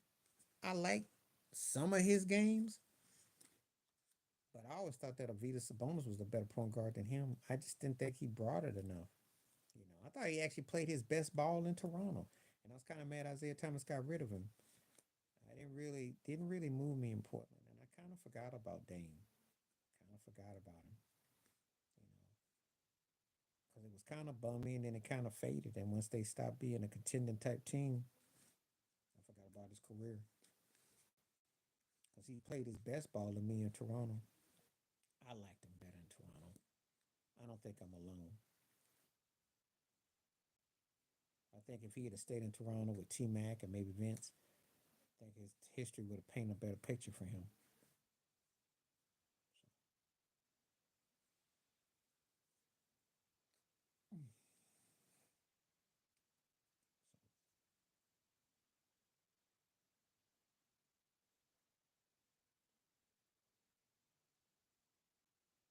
Never was. They were big, strong, but nothing distinctive. I mean, Kevin Willis was strong. I respect his strength, but I can't say his game did anything for Dominique Wilkins. I can't say that he helped out take it to another level. I can't say that. I liked him, but I can't say that his game went nowhere. Mahorn wasn't much of a scorer. So problem he ran into is that he just didn't, it just didn't really manifest to another level. So it's almost like it never was because you were part of a, you know, one guy was part of a big who played with a great player in Dominique. The other guy was big and played with a circle of big guys that covered Isaiah and Joe Dumars, but didn't really leave a lasting impression to me. Strong, and I respect his strength, but I didn't think his game. Robert Parrish, solid pro, because he got better and better, and he was instrumental with the Celtics. And you'd be crazy to downplay him with Bird and McHale. He was a very solid player and made himself into a great player. So I hold the Chief in high regards in that regard. Underrated too.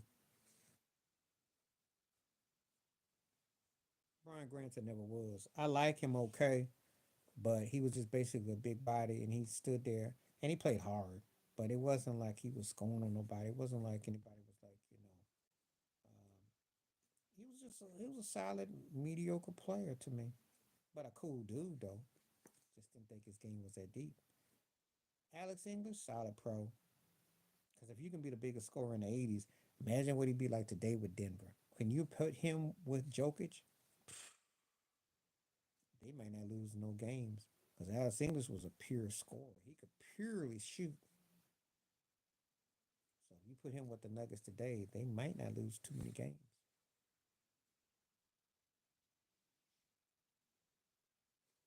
So, you know, solid.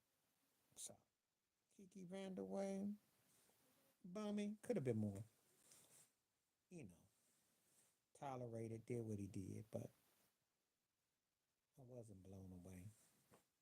But I'd say bummy could have been a bit more. You know, could have been more.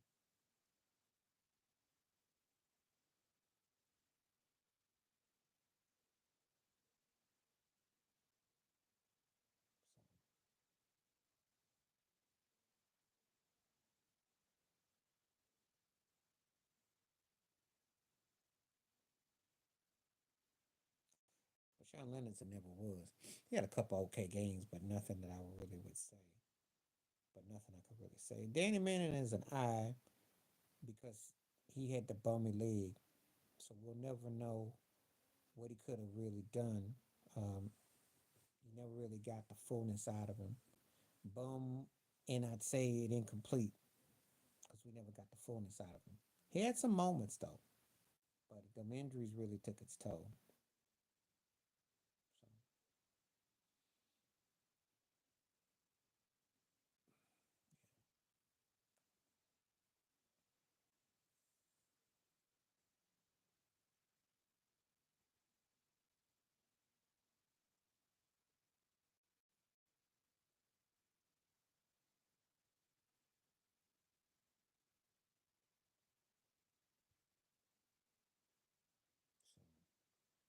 so I had to get off just a second. But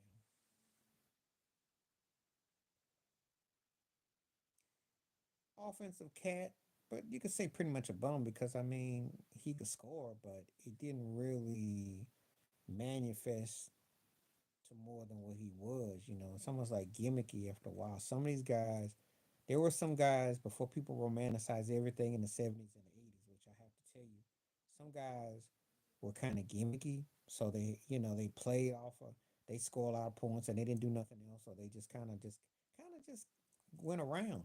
And when they played for teams that scored a lot of points and the teams didn't do any better, that's bum behavior. So sometimes the teams and the scripts write how the rankings come about. I don't have to say nothing. If they could score like they could score, that means that they could turn on when they felt like it, and they didn't. And sometimes they had other agendas.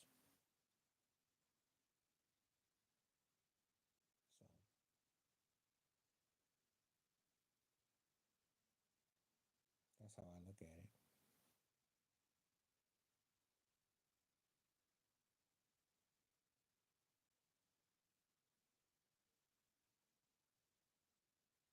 I like Anthony Mason.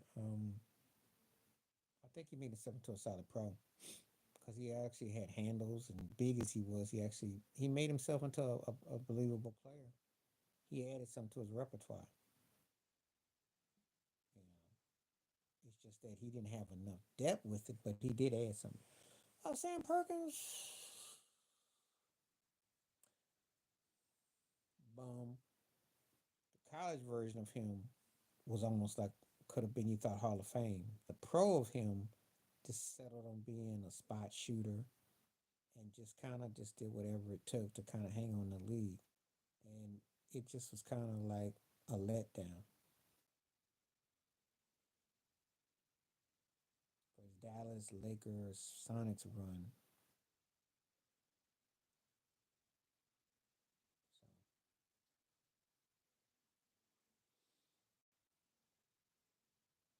So you almost forget. That's kind of how it went with him. That's the sad part. He settled. When I call you a settler, that's when you start to get into bum territory. You know. So Anthony Mason did show me something. Mhm. He showed me something. All right.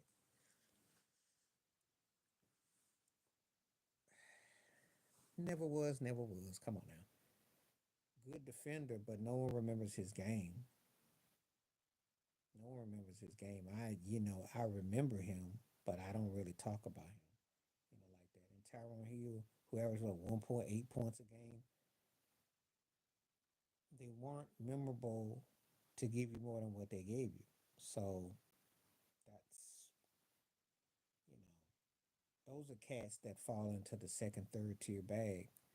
And they were on teams that needed everybody to step up. So I don't really look at them like they were never was's.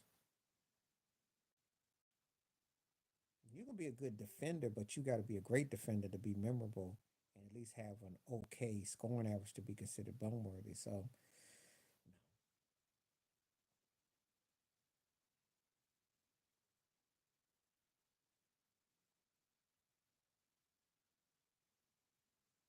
well, Keenan McCarter, I will say, is a solid pro because he actually you could use him in different sets, and he complemented what he was doing. So I'll say that.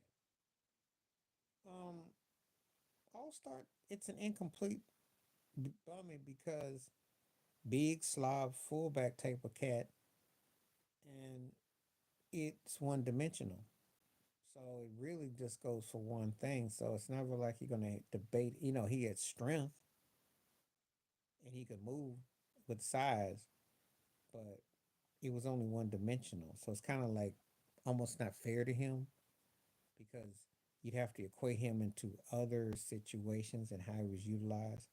So it's kind of like Bummy by default. McCardo will fare better because he showed me a little bit as a receiver, and I think that he could do a little bit more. But it's almost kind of like for all stop. It's kind of like Bummy because it's the samey because that's how he was used. It's different then. Now imagine if he was playing with San Francisco today and he's playing with Debo and McCaffrey and get to me on that. Well, how he would be utilized today? You ain't never seen a three-piece big meal like that. So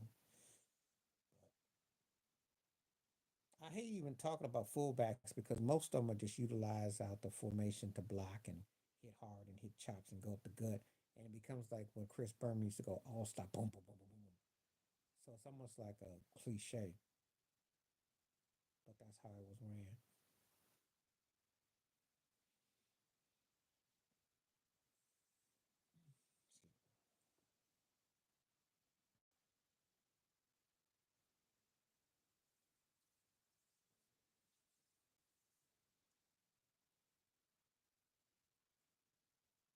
Read. I know you talked about. I got to think. Oh,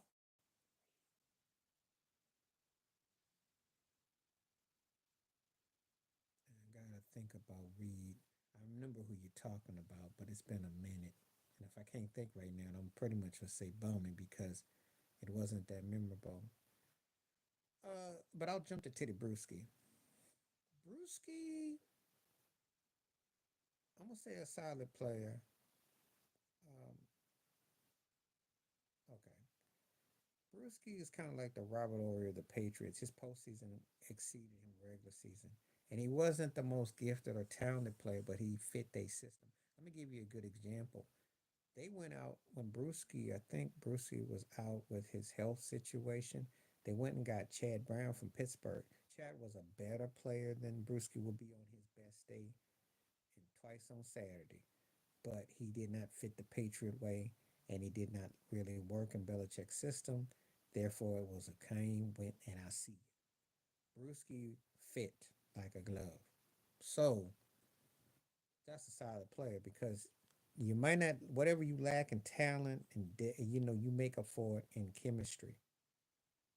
So, but I don't really care for him personally though. But as a player, he was solid. Yeah, I think I know the read you're talking about. He was okay.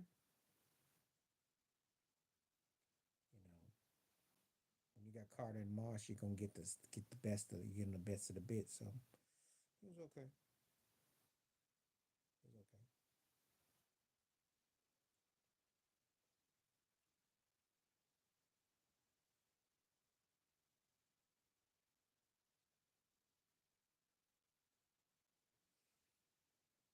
Mm,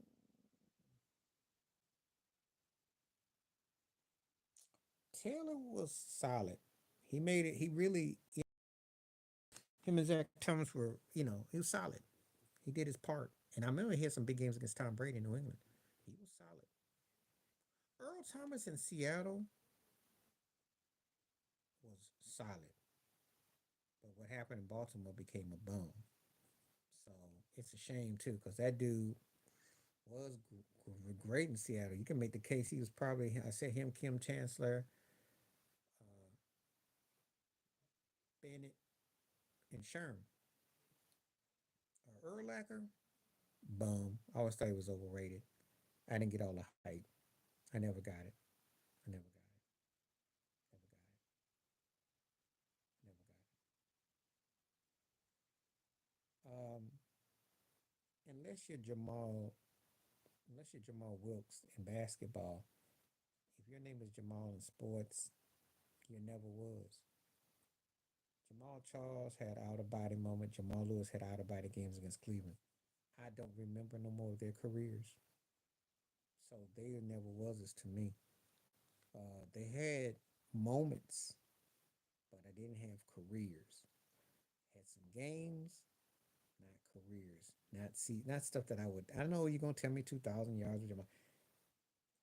I almost said that didn't even count because he ran for about 800 against Cleveland, and he was marginal against everybody else. So, but no, Charles was decent for Kansas City, but be on the real, considering some of the other people they had that run football for them, and no, these cats are never was. No.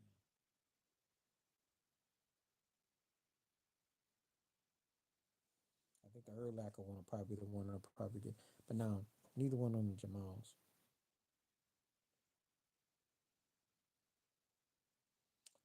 Superstar, you know that already. I think I've talked about him before, but in another when I was doing one of my videos. If it wasn't for Deion Sanders, this guy would be the guy as far as because he ran down everybody. I mean, God, I gotta go back. You gonna make me go back now? 41 years ago, against the Dallas Cowboys, ran down Tony Dorsett. Tony Dorsett is one of the prettiest running backs as far as running. Made the league made it look so pretty when he ran. You know, like if you watched a running back and you thought this guy just flowing like a butterfly in the air and just so like it just to watch him running them white lines and he ran him down. Darrell Green ran down Dorsett. Almost got Marcus Allen, but didn't quite the angle. Ran down Dorsett. Nobody ran down Tony D back then. Nobody. We fast forward to 86 against the Rams. Ran down Jerry Curl dripping Eric Dickerson. Nobody ran down Eric Dickerson. This guy was still running crazy 40s till 2003. Darrell Green was something else. Just telling you. McNair, solid pro. Because, I mean, what he did with Tennessee, okay with Baltimore, but solid pro. Joey Porter, I'd say a bum. It didn't really quite translate further along than it should have. Should have been even more. Should have been more. Should have been more. Should have been more. You notice I don't say the term superstar with too many people, so you really have to earn my respect. But Darrell Green is almost a made man. I'll say superstar.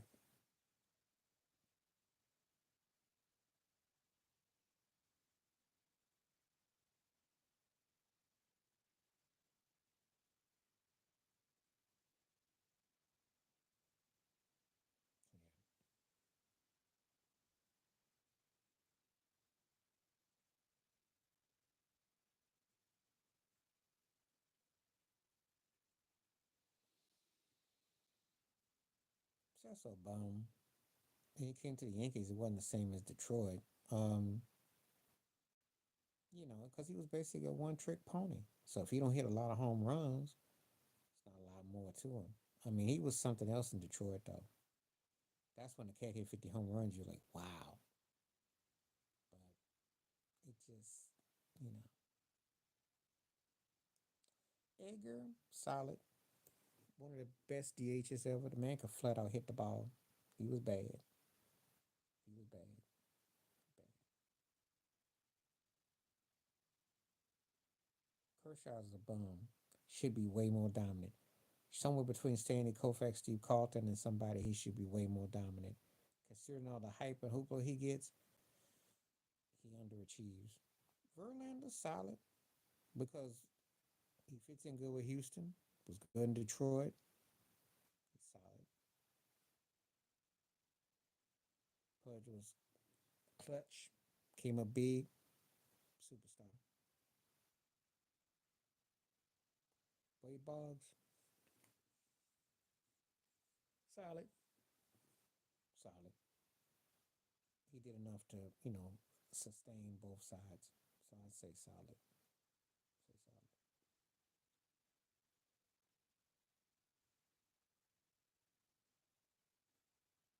But yeah. And the fact that Kershaw is behind Verlander, I can't trust Kershaw come money time. Verlander comes up big in the World Series for Houston. Can't trust Kershaw. He can't get out the first round most years. So it's a lot of hype with him.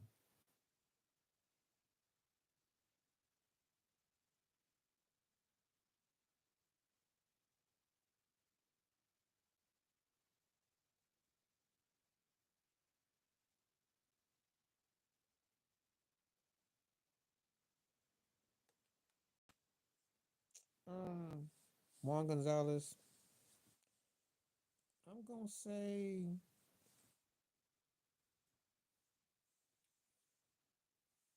never was because once the ballparks got pushed back, he couldn't hit no more, and then it looks very suspect. So what did he do? He was big, strong, but he really had nothing else to go. Bagwell, Andrew Jones was solid. Bagwell could flat out hit. He was a hitting machine. He was legit. Andrew Jones, you just kind of like he play. He had a glove and he could hit and he could hit. So I had to respect him too for you know got the most of his career. So those two were solid. But one is and never was. Never got the you know,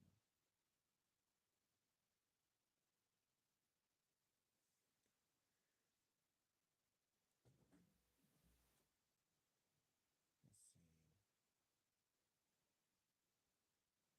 Hmm. Never was it. I mean, neither one of them is like guys that I'd even debate. I mean, they had a little pick and pop, but they were like, Reggie Sanders was a little bit better than Matt Stairs, but Matt Stairs was like a broke Jason Giambi. So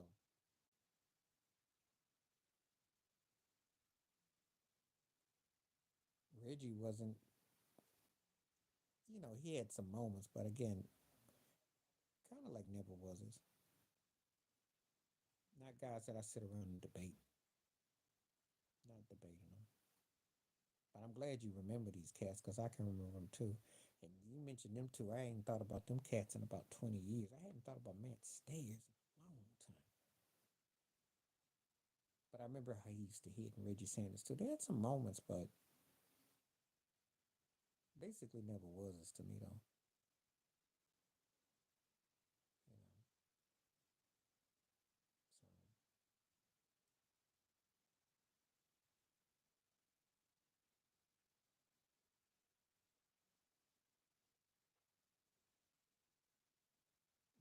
so I got a buddy of mine, big Brett Bone fan. He follows him on Instagram. And he hates it when I say this. I call him a never was because without the steroids and how big he got, what did he do? I don't remember his career after he got big. And then what did he do? Bones, Barry. I just didn't see much for Brett Bone. He had that out of body, and then what did he do? He came and went and disappeared. So I don't really think much about his career like that. Oh yeah, he had that big body. He had that one year he hit all them home runs, and then he just because remember he was big. So a buddy of mine used to get into the Brett Bone because he was all excited because he found him on Instagram. I said that dude jacked up. That dude didn't have no. I said him and Brady Anderson were two of the biggest frauds to me. I said I never saw their careers no more. Never saw it no more. I think David Price probably falls into the bum category. Solid, didn't really change much. Didn't add much. Didn't change much. No, but yeah, Boom. I just didn't see anything else with his game. He got big, and then what else?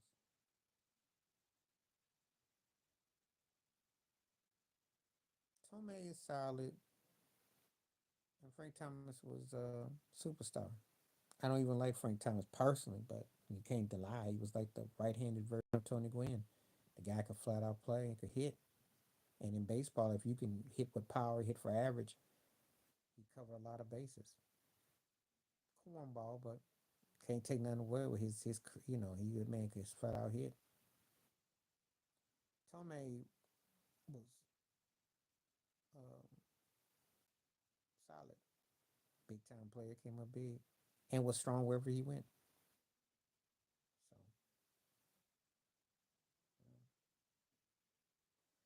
answer your question, a lot of them cats took some kind of amphetamines or something.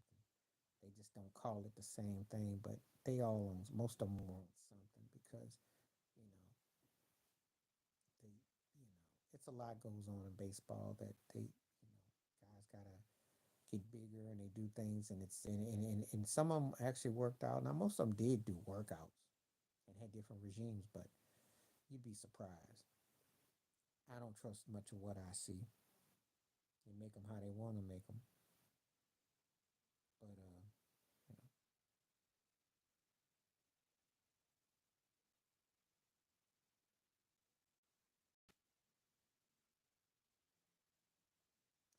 I say all bums. I mean, because they all could have done better. I mean, Padora could have gotten a little bit more out of himself. Ellisburg too, and Orlando too. Um, when you mention certain guys, they all kind of fall into a certain criteria.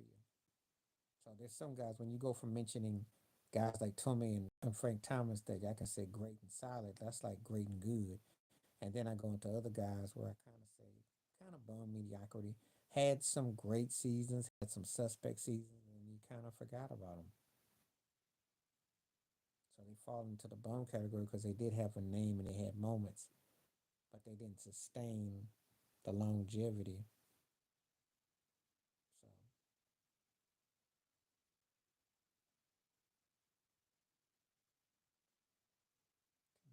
So, well, Glass was okay. Okay. Move on. Bum. Could have been better. Should have been like Ortiz.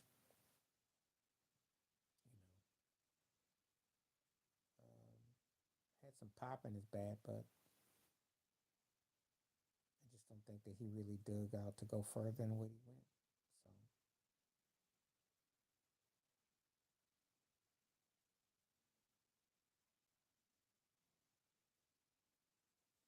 gotta have some, gotta have more going for you. So wasn't one of those guys that I sat around and you know just saying.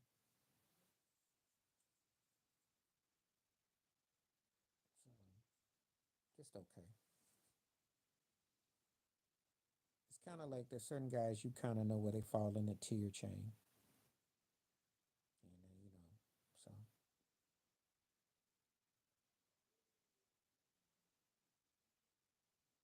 that's kind of how I look at them. Told you Mariano Rivera, Goose Gossage, Sparky Lyle, um, Kent Jacoby, Dan Quisenberry, Lee Smith, Bruce Sutter. Those guys come off the top of the dome. I like the older guys more. Because when you get to Trevor Hoffman, he's stat pads. And I don't think the team really did. He got a bunch of saves and what?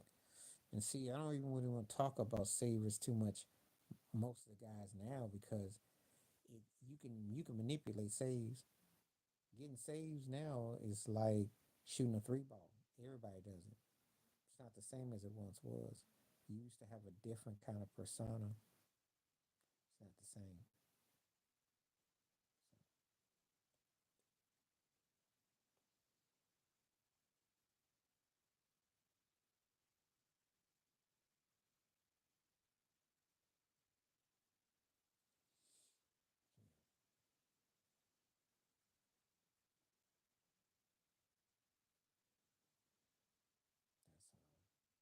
So I named most of the cats I like were from back in the day.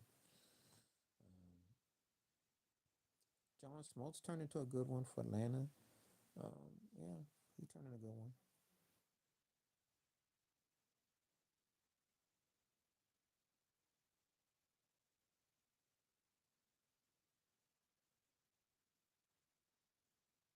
Yeah, well, Rivera came up big though. And Rivera had that one pitch and you couldn't get it. Only Big Poppy. There's only a few people that ever got to him. So he was bad.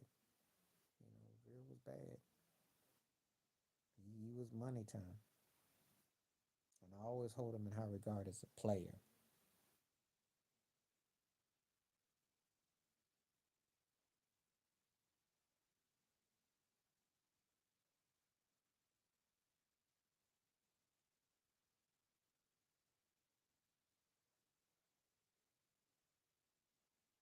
Yeah. But again, that's a different era now. You got the short relief cook, mid relief cook, and all the analytics and everything that goes on now that changed the mindset. But yeah, that's how it was. It's different now. I remember Goose Gotchas had issue with Rivera, so I ain't can imagine what he think about it now. They manipulate it so much now. It's not the way it was.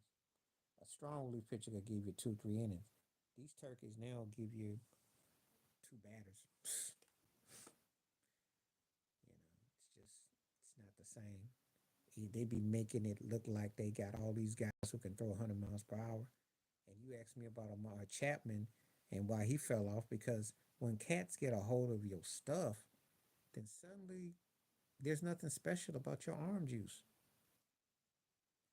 He's not even a bum. He's a never was because he didn't fell off to Kansas City. He didn't fell off to Saudi Arabia. Guy was throwing 102 miles per hour, but it's just not worth anything anymore. Cat, the league got a piece of him. It's not overpowering no more because he was a one trick pony.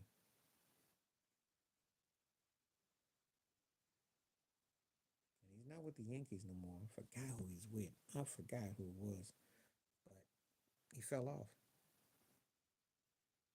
Yep.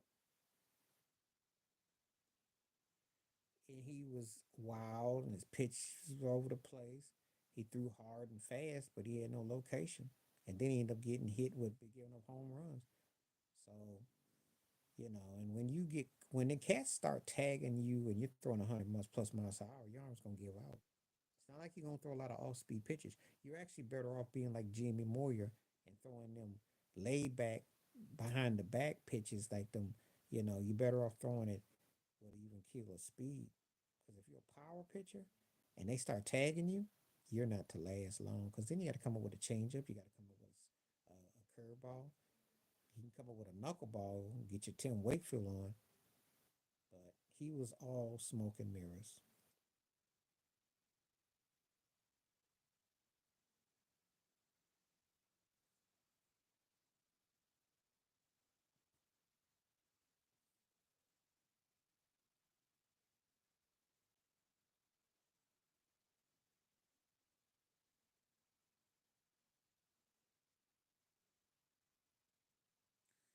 So that's how I look at that. Oh, heck yeah. You had to. I mean, that was a standard. But that's what standardized teams do. It's like the Celtics. It's like the Lakers back in the day. It's like the Patriots when they had their run, the Spurs. Um, the Heat did, the Bulls did, the Sixers did. Um, the Giants when they're on their runs. Anybody that wins multiple championships, or you see organizations that have been successful, they have that. They do. Everybody ain't cut for it. And when you're in a big city that has expectations, your behind is going to either get tight in the pants or you're going to jump over in the water. You don't have much option, so it's not cut for everybody. It's not meant for everybody. So,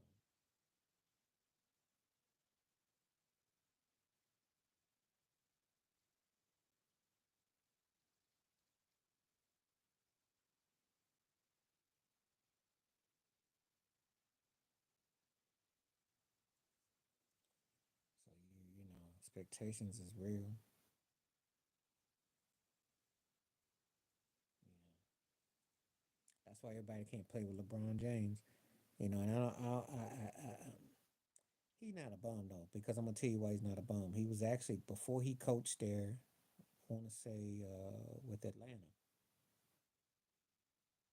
and the fact that he could win a ring with A Rod and Jeter, it takes a lot to coach ego. Now the thing with the Dodgers, they underachieve, but he proved himself by coming to the Yankees after Atlanta. He did. He did. He's a solid. He's solid. He's solid. I mean, the best Dodger manager I've ever seen is Tommy Lasorda. And it's tough to win in LA. I don't know what it is about being a manager in LA. Because Dave Roberts got one ring for all that talent they had. So you got to tell me. But it's something about being a Dodger manager. It's tough. It's tough. But he had already won four rings with the Yankees, and he did. He ran to Atlanta. He was legit. No, he's not a bum. Solid player, borderline superstar. Because talent wise, he had the tools. The only knock I have against A Rod is the mental. I don't think if he had Jeter's mental capacity, we'd be talking about him in the top 3 to 5 greatest players ever. Because the skill set was nasty. Skill set, he was a beast. But the mental aspects didn't quite always gel. But he was a great player, offensive force. That's because they probably shared some of the same chicks. That's something completely different. And it's not and he probably had upset with him when he played with him when he made some errors, but they did win a ring together. So how upset can you be? You got a ring in 2009. That's the last time the Yankees won a ring. Yankees ain't won a ring since they used to be known as Twitter. Okay? So it's been a long time. Back when Facebook was still fresh meat on the grind and Twitter came out. A long time. So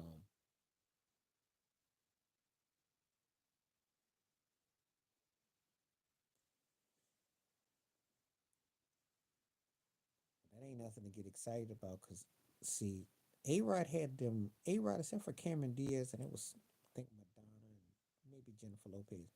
Most of A Rod's chicks looks like Tiger Woods' leftovers. Jeter had the better babes. So that's, if he stole, I'm gonna keep it 100. Jeter got him beat with rings and rings and the ladies. Right, most of the chicks he messed with were most of sloppy, sloppy dappy. Or they just didn't really, not what you thought. Just saying. I'm saying.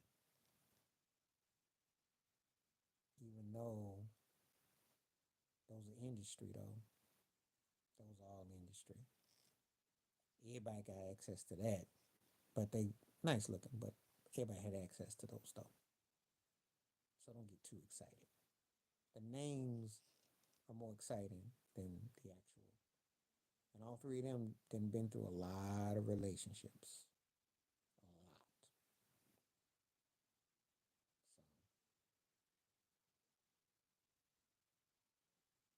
So which I really don't really get into unless you bring it up. And if you bring it up, then I will talk about it.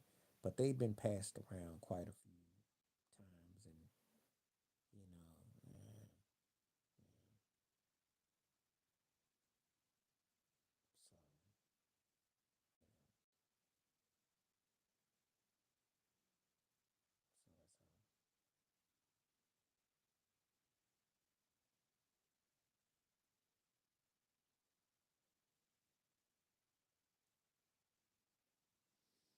What I've heard about him, you know. But Jeter did, you know, yeah, nice looking women's, you know. I think the thing with him and Mariah was pretty serious. That was kind of like the Taylor Swift and Kelsey situation for baseball. The one of them, quiet as kept.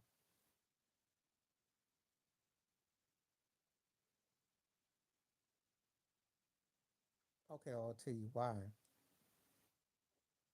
And Steinbrenner was racist, but I don't think that's what there was in this case. Clemens was an older player when he got him. He did not get Roger Clemens in Boston or Toronto. Roger Clemens was an older player at the time, so he's about 10, 12, 13 years in his career. So Clemens, whatever he did, was going to be gravy because he didn't have expectations for him. Remember, he got him like he got David Wells, uh, uh,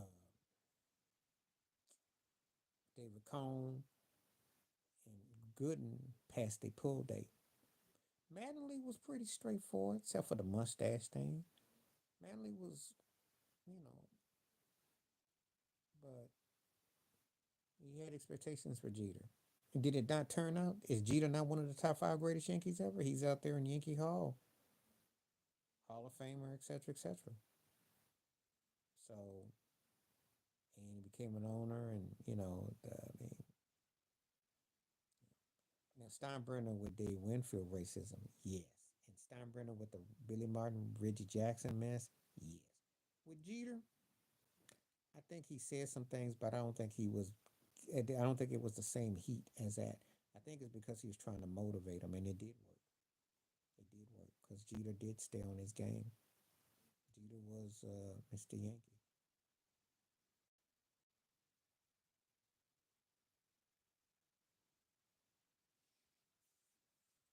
Now, you could say that if when you saw David Wells' big old tubby behind be drunk and high when he pitched that perfect game in '98. If you want to use that as your criteria, okay.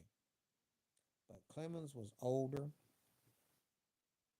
and he was a better pitcher, and there wasn't a lot going on with Clemens. Clemens was actually trying to get a ring, and he was trying to be with the dominant team.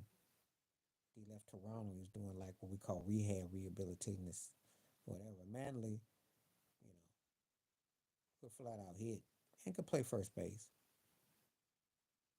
but I always thought was kind of a stiff dude, withdrawn. So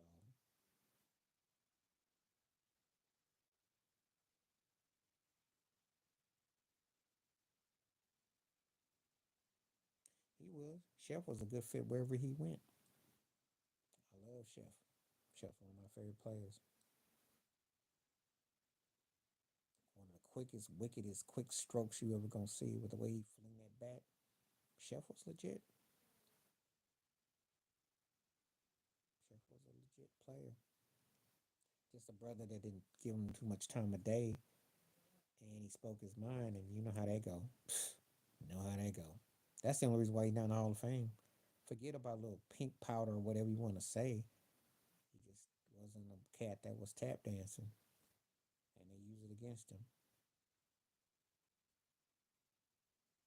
So that's all I'm saying. So yeah, but that was the Marlins, and so the way the Marlins situation went because the owner broke all the team up, which was so stupid and idiotic. They won two chips in 5 years and got broke them up, and then you never have a chance to appreciate it. And it was also flawed at the time. If he wins a ring with the Yankees, they'll make that like he won three. But winning in Florida, it's almost like it was null and void. Just saying.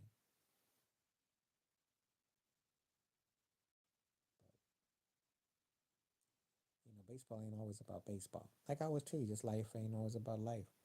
There's just so much politics involved.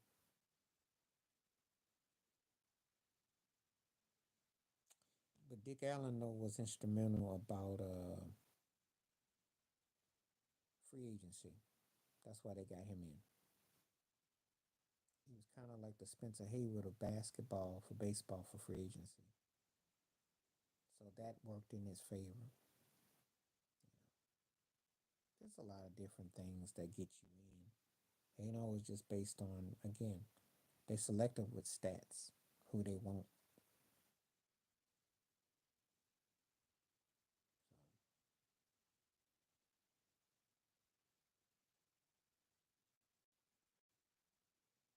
I don't put a lot of stock on it though.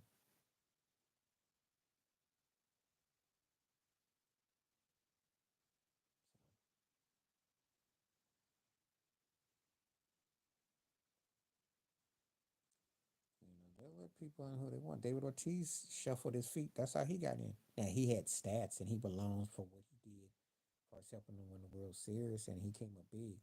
But you can't tell me that he should be in no Hall of Fame for no Barry Bonds if we playing all things equal. But we're not. And if Alex Rodriguez can find a way to Tony Romo his thing on the Major League Baseball Network and, you know, smooth itself, he might get a good ballot run. He might.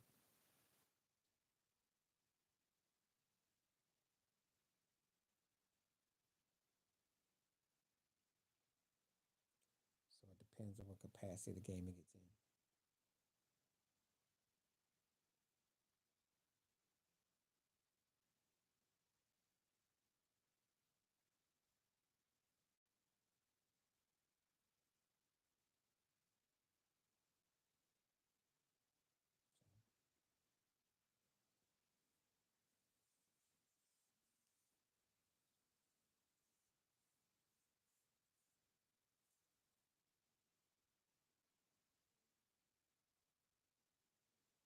Yeah, that's probably why he won't get in and he did get robbed. You know, Bell was strong, but again, you flexing on these folks. They got them writers is that's why I always talk about the good old boy system and why it's institutionalized systematic racism. They got who they want. They want how they want. They hated they had to give Barry Bonds the awards all those years. But he was that dominant. But see, in the American League, you got guys who could hit, they can make a carry out. So that's what they do. And Albert was bad for a moment.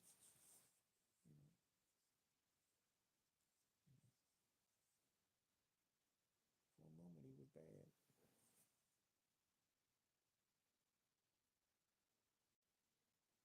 If he had been Jolly Green Giant like King Griffey Jr., he probably would have got it. Oh, everything in '04. I mean, come on now. 20 years ago, man. 20 years ago. Nothing was more disturbed than that. I didn't even pick up my phone. I didn't want to touch my computer because I had deal with some Boston Red Sox fans and people talking trash. I didn't even want to touch my phone. Are you kidding me? To blow a 3-0 lead? That was the most angry I've been. I couldn't believe that mess. That's easy. Nothing like '04. That hurt because of the broken bat, the ball going up, and that was tough because it was a chip. And one thing I learned about those is that you know you're gonna have some of those games you might win some, lose some. That hurts because of that. But that mess in '04 and the fact that Boston had gone 86 years, and I was happy with that. I didn't have to. Red Sox fans were always crying and saying "evil empire" and all that garbage. That was the toughest thing to take. I mean, it's not even close. It's like if you're a Golden State Warrior fan, 3-1 is always gonna haunt you. But that was the one that's gonna haunt me.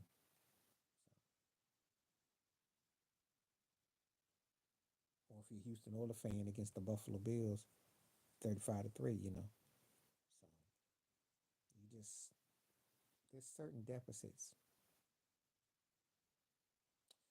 With the Heat after they lost to the Mavericks, I was mad at Dwayne Wade and LeBron. I was mad at D Wade because he made a mockery of Dirk and he disrespected and they didn't finish because they had done it that whole season. They had games where they were about 20 points and they blow games and they coasted. And then LeBron says, "You can't afford what I am," and all that. So he tried to play the villain. And I hated that. I felt bad for Chris Bosh because I saw he was crying and he took it personal. And they blew a series they should have won. Dirk outplayed him. So that was the toughest one.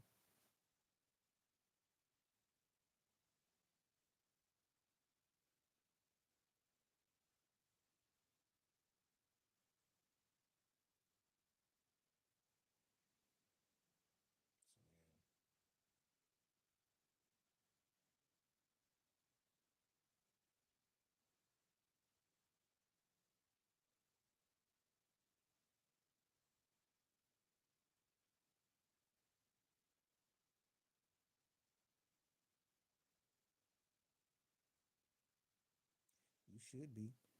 I don't know how you lost that game to this day. To this day, I still don't know how you lost that game. Russell Wilson was horrible that game, and you didn't throw the ball to Sherm the whole game. You look, Aaron Rodgers looked scared.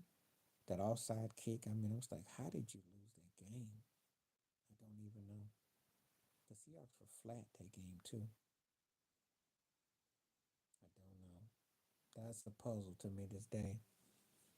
I mean, if it came out that y'all were bought off, I'd say, okay, I believe it or something. Because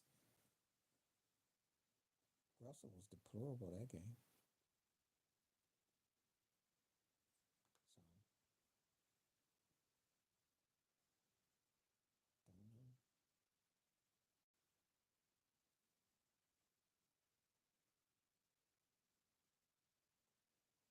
You should be. I mean, I remember watching that thing and it was like, what did I just see? Because the Seahawks were fit to be had. And they were struggling on offense. And Russell was horrible that game. And I usually didn't say that about him back then because usually he came back in the Super Bowl and looked all right, but he was horrible that game. Like he'd been partying or something. I don't know.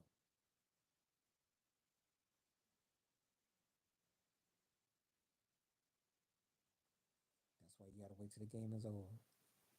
It ain't over till the final gun or the last sound. You never know. You never know.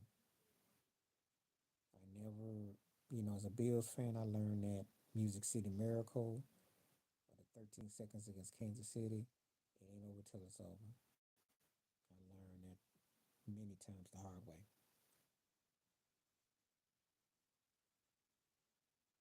And Russell, if he didn't get tampered with and they had to beat New England at Super Bowl, I'm not saying he was as gifted as Mahomes, but he would have been held on a lot higher standard with two rings. Because he was almost a precursor to Mahomes without the talent. Not the talent depth of him, but had something. But that Super Bowl, the way that ended, it's like a part of him has never been the same. So, yeah, I was rooting for the Lakers, but um, they beat the Spurs.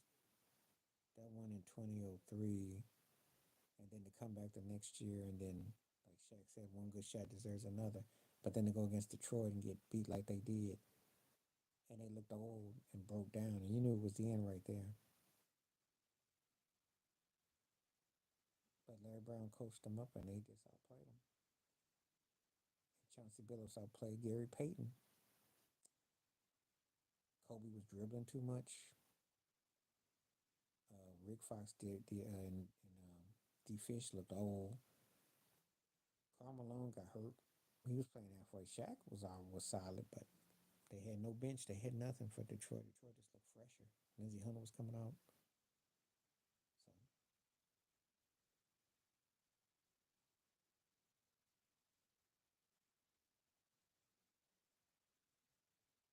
so yeah, I remember all that. A lot of that stuff happened 20 years ago. Yeah, yeah, that was a big upset year with the Lakers and the Yankees. Big upsets.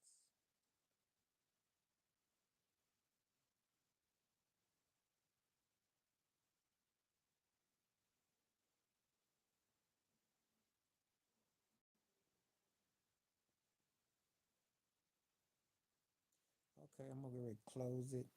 I'll come back tomorrow. I was good chopping it up and appreciate it. And stay safe, be cool, peace, stay warm. We definitely chop it up tomorrow. I think I did it for like a couple hours. I was rock solid. Definitely took me back to the 2004. Boy, it's hard to believe 20 years ago, all that craziness that happened. Or in 2014 with the pack. All this stuff happened in the 4 and the 14. So I don't know if the 4 means anything in sports. We're going to see what happens with this year. Oh, okay, before I go, okay.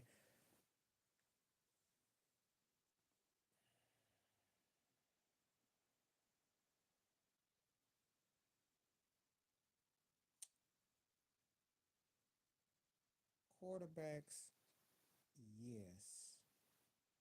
Other phases of the game, no. I can't say that. But Brady was better than Roethlisberger. Yeah, well, if you're going by this year, I like Tomlin better.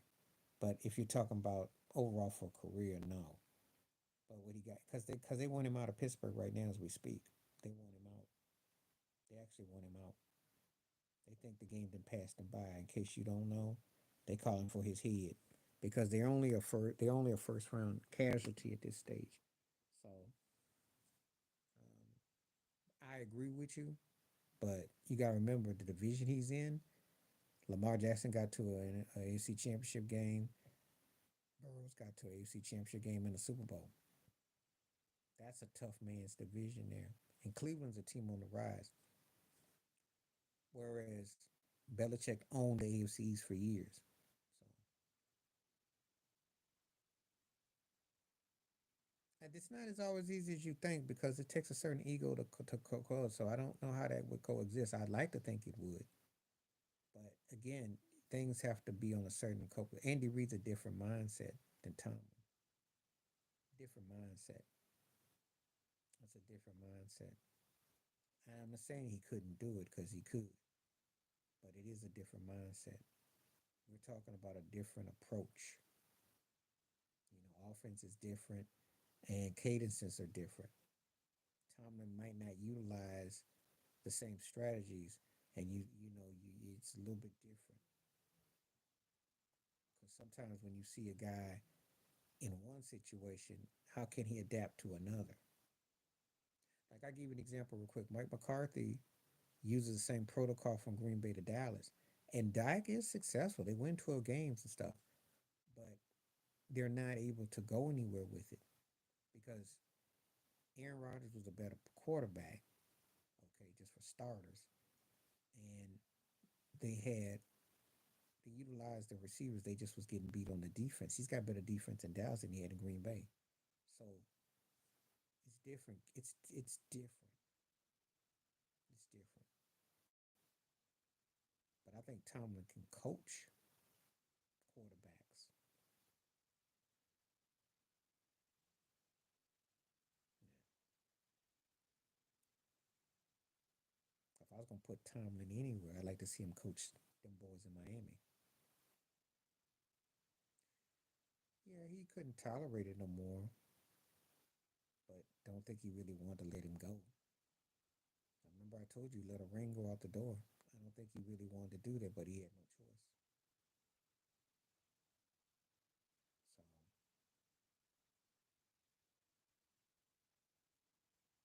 So yeah, Jalen Hurd would be a good fit with him. Hmm. I like to see him with a mobile quarterback. That would be interesting to see if Tomlin could do it. Let's say if Kyler Murray could get his life turned around. So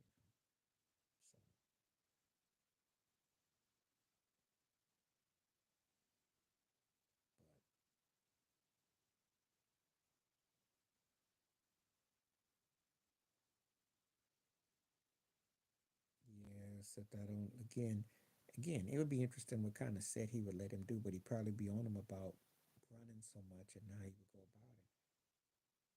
So it would make I don't know. I don't know. But I do hold Tomlin in high regards. He's easily one of the best coaches going. But everybody can't inherit someone's greatness. He doesn't. I'm not gonna argue with you. I'm not gonna argue with you. He's got more talent, but that don't mean nothing. If you don't deliver, there a lot of people got talent and then they just get stifled and they get caught up in their own shadow. And I think that's the problem with Josh Allen. Sometimes he downplays his skill set, sometimes he overplays it. Sometimes he comes across arrogant and cocky, and sometimes he comes across stumbly and looks like he's dumb. Does not understand the moment. So I'm gonna get ready to roll in just a second because I gotta start cooking dinner and everything. And I'm coming back tomorrow. We're gonna talk more. I haven't even bothered watching First Take and all them shows to see what their thoughts are. I'm gonna check that out. But A good, strong live stream. I like the new topics, the superstar, the made man, made woman. We're gonna explore that more. Obviously, it never was in the booms. So we got a whole way of getting this thing. This thing is definitely kicking big time. So I appreciate you guys as always. Appreciate you both coming through as always. And yeah, I'm not gonna listen. If it's my team, I'll be the first to say if they stinking it up or not. I'm not gonna sugarcoat and give no home court bias because I gotta live with that. I gotta take that in, and he hasn't delivered. He's lost five straight postseason games, 5 straight years. Only one AFC Championship game to show for his run for all that, and flirting with like you're an MVP candidate and get knocked out. So that's all I gotta say about that.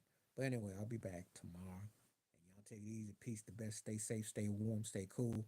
Appreciate you. Be safe. Be careful. Till next time. Peace out.